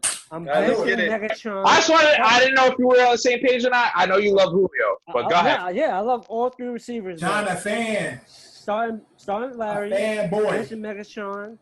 Cutting Julio. I love Julio. I'm a big Good fan of shit, Julio John. too. Oh, it's happening over here now. Sorry, guys. What happened? Fireworks. All right, Eddie. Star bench cut. Same as John. I didn't think we were that simpatico, but we are. Starting Larry, Mr. Consistent. I'm gonna cut Julio. Longer career than Megatron. Megatron, yeah, today. Megatron, obviously, with the early retirement. Actually, they actually both played 9 seasons. Even? Yeah. Oh, okay. I thought after this year, Julio had. Calvin was in the league before, though. I thought he had one more year than him. I apologize, but yeah, more receiving yards, more touchdowns, more. Hold on, sorry. Yeah, Calvin's been retired for like 4 years now. More yards per reception, less fumbles, more receiving yards. Who has more? Calvin does. Yeah. More receptions. Receptions. Julio. By a little bit, but he's got more. But passing targets, Calvin's got more. So yeah, I'm gonna go ahead and bench Calvin. Shouldn't have retired, and I'm gonna cut Julio. Yeah, my brother still hates the fact that he's retired. Talk about that. Yeah. At least once. Your brother. Your brothers. Matthew DQ, Stafford. start bench cut. Yeah, I'm pretty much going with Johnny's thing. Starting Larry, benching Megatron off the nickname alone, and cutting Julio. And like Megatron had this fire shoe pack once, and that shit was so lit because it came with the Decepticon logo, and then you unfolded it. It was a shoe and the actual Transformer toy of Megatron in it. So yeah, that's dope. I ain't know about that one. AD, start bench cut. I did not know that. Was it me? That sounds fire. Yeah, it's on you. True. On me? Yeah. All right, cool. So I am going to start. I'm going to start Larry, Mr. Consistent, by far one of the best wide receivers there, and I'm benching Calvin Johnson, and I'm cutting Julio. I'm cutting Julio. Kev, start bench cut. I'm starting Megatron because he's a touchdown machine, bro. That's what he was. And then coming off the bench, obviously, I have to have Larry coming off the bench. They call him Mr. Consistent. I call him a technician, bro. Like, doesn't matter where he is on the field. He gets open. He reads defenses better than a lot of receivers at whatever position he's at. And that's my guy. And Julio, yeah, man, I respect your game. You got to do a little bit more. Your touchdowns have been down the last 2 years. So that's Maddie's fault, though. Yeah, I'm sorry to see that, man. But, yeah. And that's why I'm cutting fucking Megatron. I'm starting Larry. I'm not dumb at all because they both played 9 seasons. Julio has more reception yards. Only thing, and he has more receptions. Megatron do got him about like 30 fucking touchdowns, but Megatron fucking quit. And Julio will go down once he's done as a way better fucking receiver. We going off what Megatron was and what he could have been, although he was great, but it was like, damn, if he would have stayed longer, he would have been fucking the greatest. Julio will be closer to when it's all said and done. They both played 9 seasons, but when it's all said and done, Megatron numbers ain't too much better than Julio. Both of them playing 9 seasons. Julio got more yards and more receptions. He is losing in the touchdown range, but when his career over, he'll have way more yards, way more receptions, and he'll be closer in the touchdown. Probably exceed the touchdown. So that's why I'm giving Julio because Megatron quit. He quit. Yeah, you're right. Real quick though, while we're on this topic, did Megatron catch it? Yeah. 1, 2, Yeah. 1, 2, 3. Yes. Yeah. Yeah. Definitely. All right, so let's start bench cut. Damn, I was the only outsider in this. Y'all. Yeah, no, it's crazy. I couldn't believe it. He's the only one who cut him, and Kev was the only one who started him. Yeah. Yep. But y'all all kept saying people. Yeah. Well, we all copied Jonny. Yeah. We all wanted to be a little bit like Drew. But again, we knew Julio. Julio is Mr. Consistent. I ain't even got to talk about Larry. I mean, Larry. I ain't even Yeah, have to talk about Larry it. is. Yeah, I mean, We he's. already know what it is for him. All right, Yep. so we're going to get into the 5-5, and we're kicking it off with Drew. Now, today, on 5-5, we're talking trendsetters in the And I'm sport. sticking with my list. Now, I don't think I'm going to change too much. Yeah, you could have took this in multiple ways. You could have took it as players who set trends, who changed the game. You could took it as moves that changed the game, acquisitions that changed the game, coaches that changed the game, things of that nature. All things that change the path of sports, whether it's baseball, football, basketball, hockey, soccer, whatever. We talking trendsetters. I'd So, say softball. Jenny Finch. Jenny Finch. Hey, man. Love you, Dev. Hey, I know a little bit about the baseball game. Just a little. Jenny Finch. But, again, made it popular. Women's softball. So, Drew, at number 5, who do you have as your number 5 trendsetter?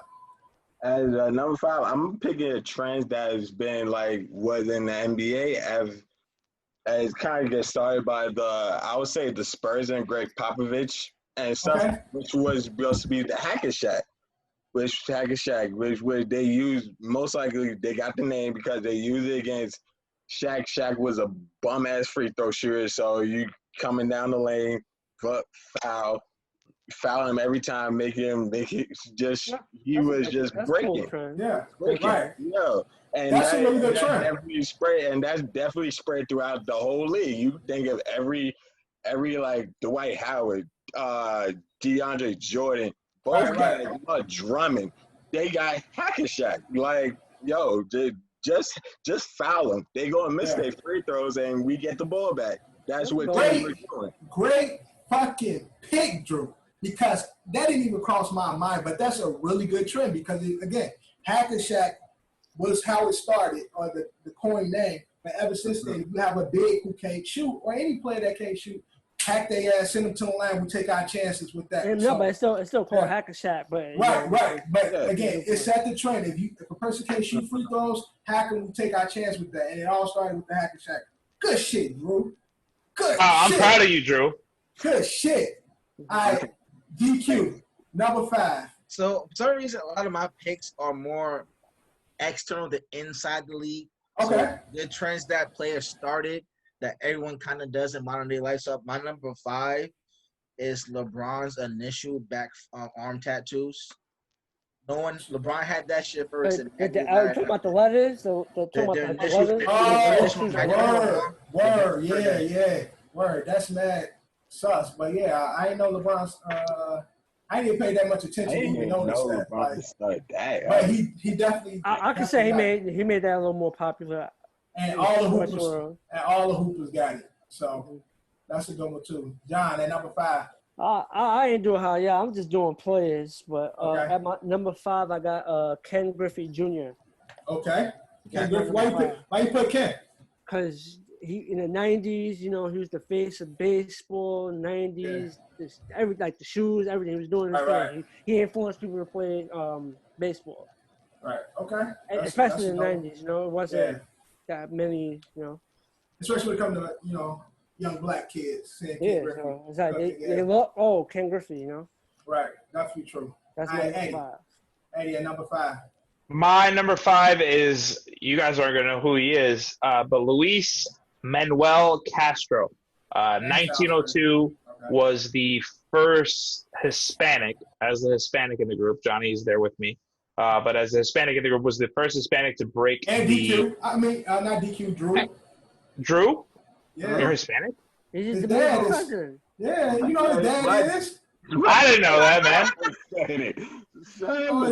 I mean, it makes that much more sense. But yeah. But Luis Miguel Castro was the first one. Ozzie Guillen. He was the first one in 1902, pre-Jackie Robinson, mind you. I know that Jackie broke the color barrier, but I didn't realize this until today when I did a little bit of research. But in 1902, he was playing for the Philadelphia, whatever the Philadelphia team was. I feel like they were like the Sentinels or something crazy like that. They were a weird team, but he was the first Hispanic Latino to play baseball. And obviously, as you know, it's predominantly Latino. Yes, definitely, because Latino is definitely running baseball right now. Yeah. All right, Kev, number 5, what you got? My number 5 is Michael Phelps. Okay. Yeah, Kev. He's Michael Phelps. He's a trendsetter for swimming. You know, I feel like swimming was brought to the main stage of the world like none other once Michael Phelps started racking up True. Gold medals, and now the most decorated Olympian of all time. So yeah, that's a trendsetter. Dope pick. Okay, at number 5, I have PEDs as my number 5 trendsetter. Performance enhancing drugs. Say what you want, but the PED era was one of the greatest eras of baseball. The only era I really tuned into. So PEDs, and that brought us Lance Armstrong. Brought us into cycling. PEDs brought a lot of people into baseball. He had A-Rod had his moment. Like, great players have been attached to PED. So that is my number for trendsetter. PD, don't let them tell you different. Don't let them tell you different. Yeah, you deserve to be here. All right. At number 4, Drew, who's your trendsetter, or what is your trendsetter? Another thing, just got introduced to the league like a couple of years ago, which is probably the most wackest thing ever, but which would be load management, bro. What is I honestly don't. Drew is stepping it up today. I honestly don't understand load management because, if you're really not up to playing that game, instead of sitting out that whole entire game, why don't you just go to the coach, play less minutes, bro? Don't play me as hard. That's a good counter to load management. Why sit out the whole entire game? Just play me. Go to the coach, play me less minutes. Why don't you do that instead of just blowing just like a low restriction. Like Joel Embiid has minutes restriction, but it's not technically a load restriction, but it's kind of the same. It blurs that. Do how you do with pitchers, in the MLB. Same thing. Just give them a fucking clock or a time punch. You get X amount of points. You get X amount of time. It's hard to do that in basketball, especially when players get in that groove and they say they ain't hot. It's like, damn, we trying to win this game. Do I pull it? It can be like that for all sports. Let me take that back. Bro, he didn't want to play in the first damn place. He wanted to sit his ass out. Bro, play me less minutes. I ain't going to, trust me, I ain't going to get hot during that game. I don't really want to play. Play me less minutes. That's good. Good shit, Drew. I'm proud of you. I'm proud. All right. DQ at number 4. This one was a hard one, but I'm going to pick Steph Curry and him changing the way games played. So it's more a 3-point time dominant game now. Right. Okay. Yeah, actually, I got something similar to that. Honorable mention, though. All right, Jonny. At number 4, I'm going to put my man's Derek Jeter at number 4. Because especially in New York, anybody that played baseball, everybody wants him to be a shortstop because of Jeter. You know what I'm saying? Right. Jeter made that position very popular. And that's Jeter. one of the most popular positions in baseball. Yeah, other than being a pitcher, when it comes to a position, most people I know that want to play baseball is shortstop. Because of it. I guess. Yeah. Shortstop's one of the hardest positions. That gave but it has that notoriety. It's like the shooting guard of the fucking baseball. Yeah, so that's why he has my number 4 spot. I actually had him at 5, but I switched him with Ken Griffey because I felt that was a little more influential. Good shit, John. Eddie, what you got at number 4? Ed, number 4. So again, I'm similar to John. I know these guys are going different routes. I appreciate the different routes that they're going in, but I went specifically players. I'm going Tiger Woods. I didn't give no shits about no golf.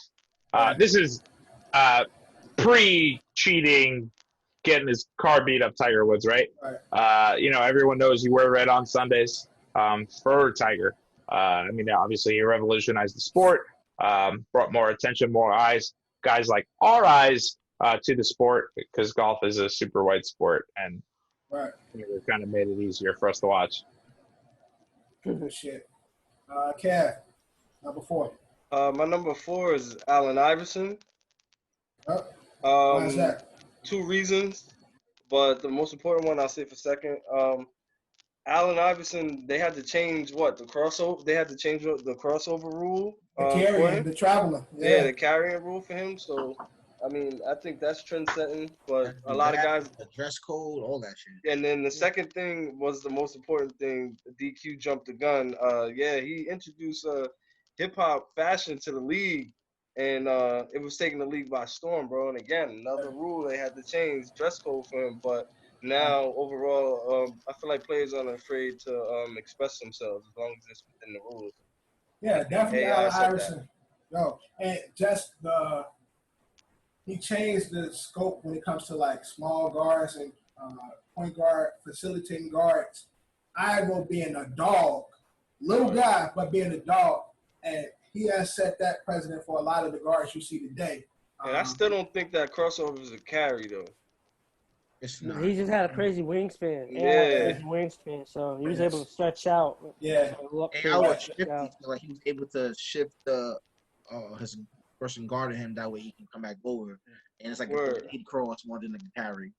Yeah, it's like the equivalent of like a dead leg juke in football, like as opposed to a regular like hop jump. Like it's just like that hesitation that you see. You're like, oh shit, he's past me. All right. No, Ivo does play a big part in the blueprint of the modern day point guard. So definitely a good pick. But at number 4, I have FIBA, aka European basketball. Okay. The shooting big man, the up and down the court type of player, the Dirk Nowitzki's, the Peja Stojakovic, which leads to the Kevin Durant's, like these big guys stretching the floor, the stretch fours and shit like that, which is pretty much the Anthony Davises and shit like that. The KDs, even though KD didn't have that range, but the big guys having the long range and stuff like that. European ball, FIBA ball, they've been playing like that. And the Tony Koo coaches, like players like that's been around forever, that stretch four type of ball, I'd like to credit that to European play style. So that's my number 4 when it comes to trendsetters. All right, we're going to get it to number 3. AD, what you got? My number 3, which was already kind of said as my number 4 by DQ, but I'm actually going to choose that, which is going to be like the way how Steph Curry and them and the Warriors changed the whole league into like number 3-point, like a 3-point shooter. Like honestly, after a good squad like that, Steph play and especially when KD got there, every team just started modeling after it. Like you got to shoot the ball. Like it's like no more like go inside. Like is everything is most likely you guys shoot just to even keep up with a team so potent like the Warriors. Right. Shooters. No, that's a good pick. DQ at number 3, what you got? So my number 3 was Cavs. Number 4 was AI. I just want to also mention that AI was the first person to wear arm sleeves in the NBA. Not everyone wears fucking one of those. Really? Yeah, AI used to have arm sleeve. I didn't think he was the first, but that's crazy. That's good to know. He at least made it iconic. Yeah, you mean yeah. It's iconic. The finger, the fingers. That I figured. Wristband, headbands, the braids, all that shit. Yeah, word. He was styling out there. That's a good pick. John, number 3. My number 3 has been said, but my number 3 is Steph Curry. The league is in his image right now, so you gotta put Curry in it. Like the league is in his image. Like teams is trying to play like not other players. Teams is trying to play how Steph Curry played. Like, they trying to mimic his style, but the Houston Rockets. But D'Antoni been playing that type of ball, that type of but style. It was he definitely did the running. He had the running gun, but it's just the way Curry was doing it, and he like killing. Like it just changed. His running gun was more pick and roll dominant. D'Antoni was shooting threes, but his thing was also fast paced offense. If you get the layup, get it. Right. It's fast. Get the bucket fast. But you see now everybody shoots. Spreading the floor. All right, Eddie, what you got at number 3? My number 3 is Arthur Ashe. I know everyone knows the award that is given, the Arthur Ashe Award during the ESPYs. But I don't know if anybody really knows who Arthur Ashe really was. Tennis Obviously, player. big pro tennis player, but was a big activist. Yeah, huge activist. Was always called an Uncle Tom. Fought apartheid in South Africa, which honestly is like, here in America we deal with what we deal with here, but like, this was legal oppression. This was legal racism in South Africa. Fought against it, and then obviously contracted HIV, and that was a big part of the HIV and AIDS movement. Trying to help find a cure. So Arthur Ashe, obviously, like, now that I know more about him, I respect him even more. So he's my number 3. It wasn't even his fault either. He was getting a blood transfusion too. Yeah, crazy, crazy. That's what I was about to say. That's just crazy. Crazy. All right, Kev, at number 3, what you got? So my number 3, this guy, I think he's a trendsetter, only because he took people under his wing and gave them an opportunity to once he finally got the platform to do so. So before I say his name, I just want to mention that he's the second most well-known black coach to be in the league, but the first is obviously Fitz Pollard. But the person that's my number 3 is Tony Dungy, and he's a trendsetter. Good shit, Kev. Because he put on once he had the opportunity to. So just naming off a quick list of like the black coaches that doesn't even include other special teams coaches, different ethnicities and stuff like that. We're talking big name Herm Edwards. We're talking Lovie Smith, Jim Caldwell, Leslie Frazier, and most importantly, my doppelganger, Mike Tomlin. Sorry. So yeah, that's my number 3, man. Tony Dungy, he put on. No, that's definitely a great pick. Tony Dungy. Any major black coach that came through the league, they all was under his part of his umbrella, shit, especially early 2000s and shit. So definitely a good pick.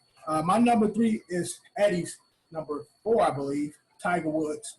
Again, being African American, that's not our sport. But Tiger made it cool for everybody, though, not only African Americans, but everybody to play golf. So Tiger Woods is definitely a trendsetter.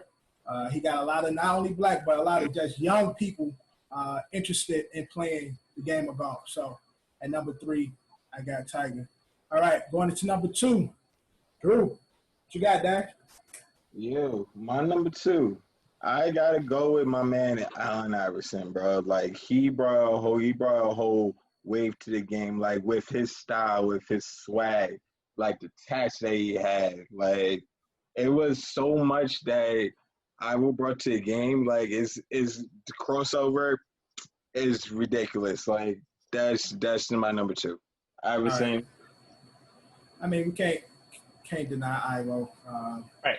That's when it comes to culture and black culture and bringing it to sports. She had little white kids rocking the braids and shit. Word. Fake tattoos and sleeves. Fake tattoos and sleeves and shit. Word. So definitely Iowa is a good pick. DQ. What you got at number 2? My number 2 is probably wouldn't expect this, but it's definitely Dennis Rodman with the whole hair dye, tats, because everyone. The fingernails. That's all that. Everyone in NBA is like that. Even in the NFL, like if you can see your face. Loud personalities. Right. Those loud personalities. Yeah. Those bright, those Brodies. Jalen Ramseys of the world. Ramses, Cam Newton. Sassy as hell. Yeah. Like I'm the best cover. Like yo, that was not funny. DQ. I see your pick. If you want to wear a dress, bro, wear your dress. Exactly. Yeah. And you get to bang out Carmen Electra. So hey. So DQ, if you want to wear your dress, bro, we support you. Madonna. We support you. Yeah, but can you brag about that? Maybe 20 years ago. Yeah, you're right, John. 20 years ago, yeah. I'll brag today. All right, John. At number 2, what you got? John. Yeah, DQ. Oh, you You talking to just me? went, John. Yeah. I don't know if my service tripping now. It's like choppy, but my number 2 is Allen Iverson. I know his name's been said, but like his importance on the coach and basketball being my favorite sport. So obviously I've seen firsthand. That's my years of growing up sports. So I've seen AI firsthand and all the stuff he changed and everybody was trying to do. Everybody's trying to have the crossover. Yeah. Tattoo the sleeve, the braids, all that. Like Kmart. he integrated hip hop with sports. Like he took the step and integrated it, and he put urban that's how it was. It was put urban culture on the forefront. For a while. So the NBA put a stop. Like, nah, you can't. Yeah. Now they all sassy. That's my number 2. Eddie, what you got at number 2? Number 2 is you're good now. I've given him a lot of shit on this pod, and I'm sure your brothers are going to appreciate this. LeBron James, what he does on and off the court, he's still love him as a person. I say this all the time, but the main reason why he's up there is because of the stuff that he does off the court, because of the stuff that he does on the court, and also, if it wasn't for him, in my opinion, our era, our decade, we wouldn't know what a super team was. Him creating that super team in Miami, and now everyone doing that going forward, continuing that. But yeah, LeBron James is my number 2. Smart pick, Eddie. Kev, what you got at number 2? My number 2 is MJ, is Jordan. Mainly because he taught everybody in the generations that came behind him the importance of branding. So for the sport, that was like even across every sport, you know what I mean? Just he taught everybody the importance of branding, and he still to this day has one of the biggest sports brands than most teams across the world, period. You know what I mean? So yeah, just him and the importance of branding that he started that culture, I feel like. So okay, and number 2, copying Eddie, I have LeBron James and the decision, because the decision has set the course for what the NBA is now. It's a lot of goofy shit going on. A lot of player movement. Yeah, a lot of player movement. A lot of players taking control of their movement. But LeBron started this goofy shit, and therefore, and that set the course for the NBA today. So that's number 2 on my list. All right, we're going to get into number 1. Drew, what you got? I will piggyback off of you, which is my number 1, which is, I will say, like, players taking their own like fucking choices in their own hands, bro. Like, instead of just waiting on a trade, instead of just waiting on a trade from like what would be like the old traditional way would be movement through trades, they are starting now like choosing where they want to go. Like that's a total reason for free agency. Yo, let me choose where I have the best opportunity for me to get a check. Like that's the way it is. Like, I'm not waiting on my old days, just waiting on a bum ass team. Like, low. Like, so Brown is your number 1. So Brown is your number 1. No. I'm not even saying LeBron. Oh, you're saying the player movement in general. I'm saying the player movement. Okay. Player movement. Good one. Is right. Good shit. No, I was just asking because he didn't state it, but that's what I was asking. Okay, player movement. That's players taking their own, destiny into their hands. That's dope. That's dope number 1. All right, DQ moved out. John, what you got at number 1? Number 1, MJ, Jordan, 90s, very crucial to how like he really changed the outlook of sports in general. Like MJ, like All right, makes sense. Mm-hmm. DQ, number 1. My number 1 is And One. And One mixtape? Yes, And One mixtape influenced basketball. Wow. Okay, cool. I fucks with that. Goofy ass, but yeah, okay. Like, if it was a kid from the year 2000 to like 2006, all you did was imitate the N1 mixtapes and play street ball. That's all we did when we was growing up. That's all we did. Or play street hoops. I respect that at like a number 5, but damn, number 1. All right, number one I side. ran out of ideas running it before. I was going to put MJ's basketball shorts, but I wasn't. But that's still like that. That still got a part of style with Robin and AI already filled in. Yeah. But if anything, I'll probably put MJ with the sneakers as number 1. Then after that, anything. Right. All right, Eddie, number 1.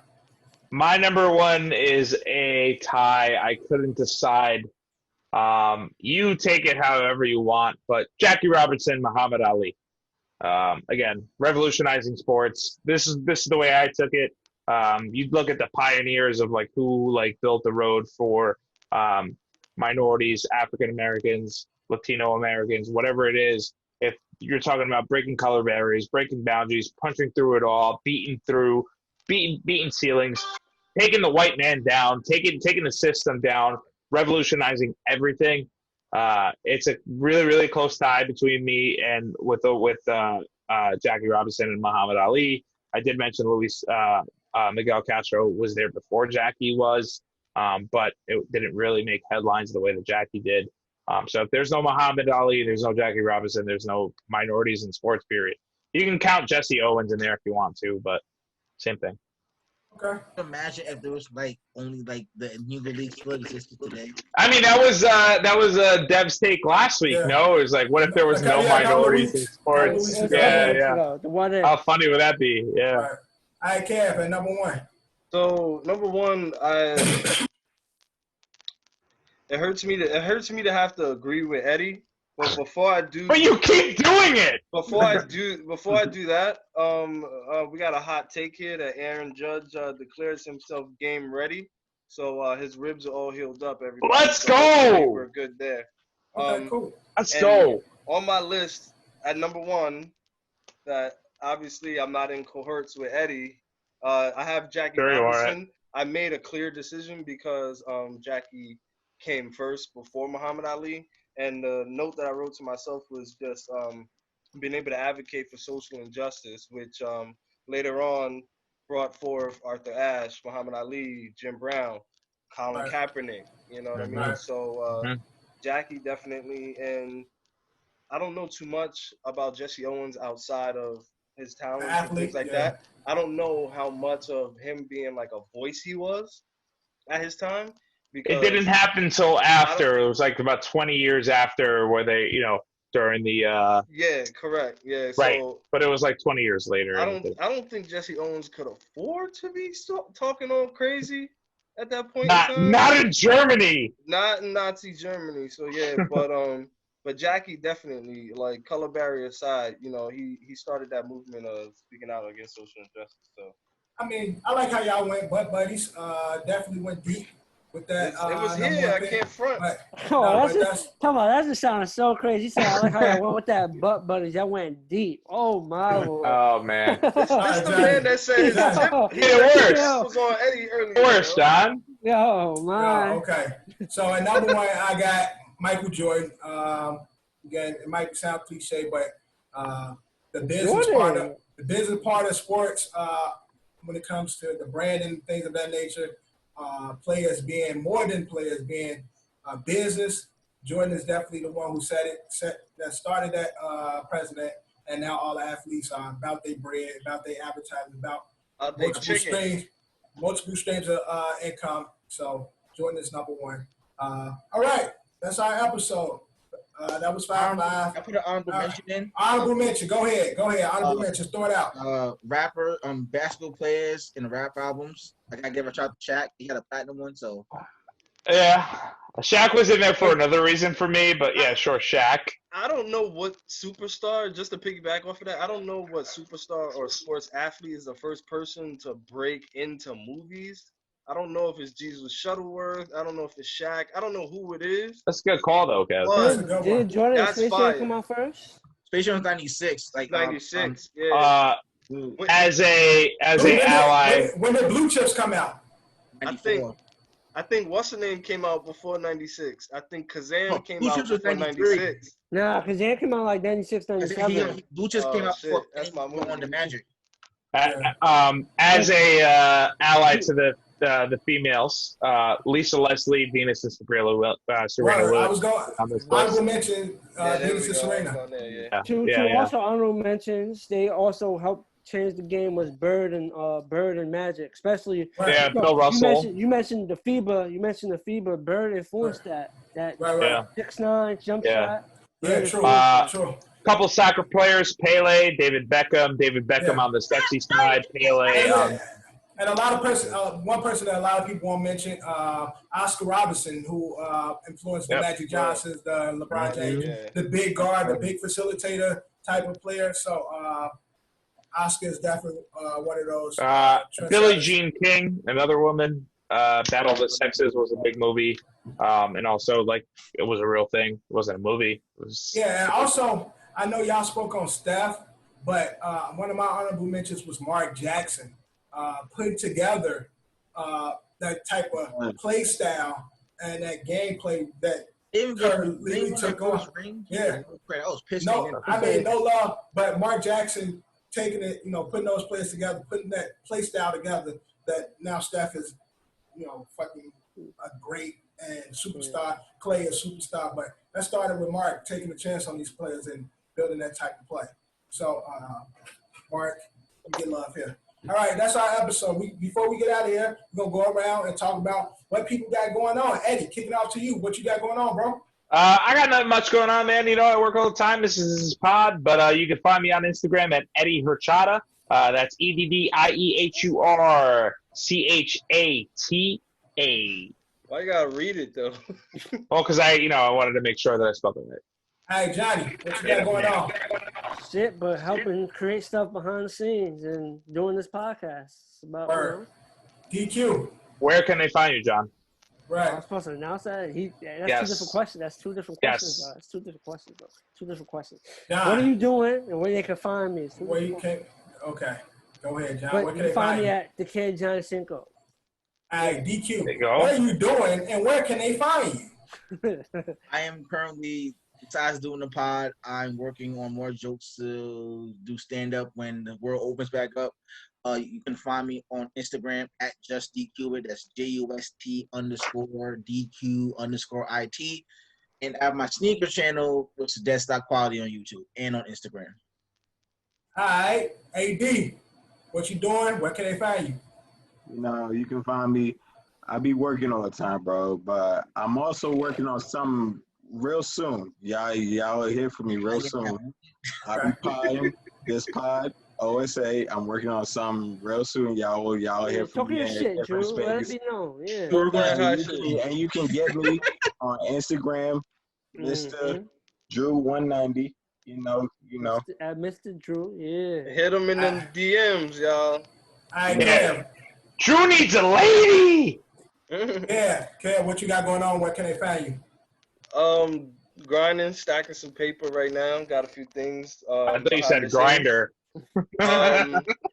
Aside from that, bro, I'm right here holding it down, trying to keep the enthusiasm up here on the podcast. Right. My plug is KJet with 2 T's _ JL for Jet's Life. All right, you can follow me there on IG. And baseball's back, baby. Hey, well, in case my service fucked up, y'all already know. Culture Capsule on IG. You got Don's Inc. on IG. You got Don's Prezi on IG. Hold shit down. We got this OSA. I'm thinking about doing an OSA IG. We might as well. Yeah. I mean, Culture Capsule is fucking holding us down. Yeah, of course it is. But that's where you can find us now. We'll be doing other shit in the future. Don's Inc. DonsForever.com. This video is brought to you by Culture Capsule and sponsored by Don's Inc. Eddie, how do we leave? We out!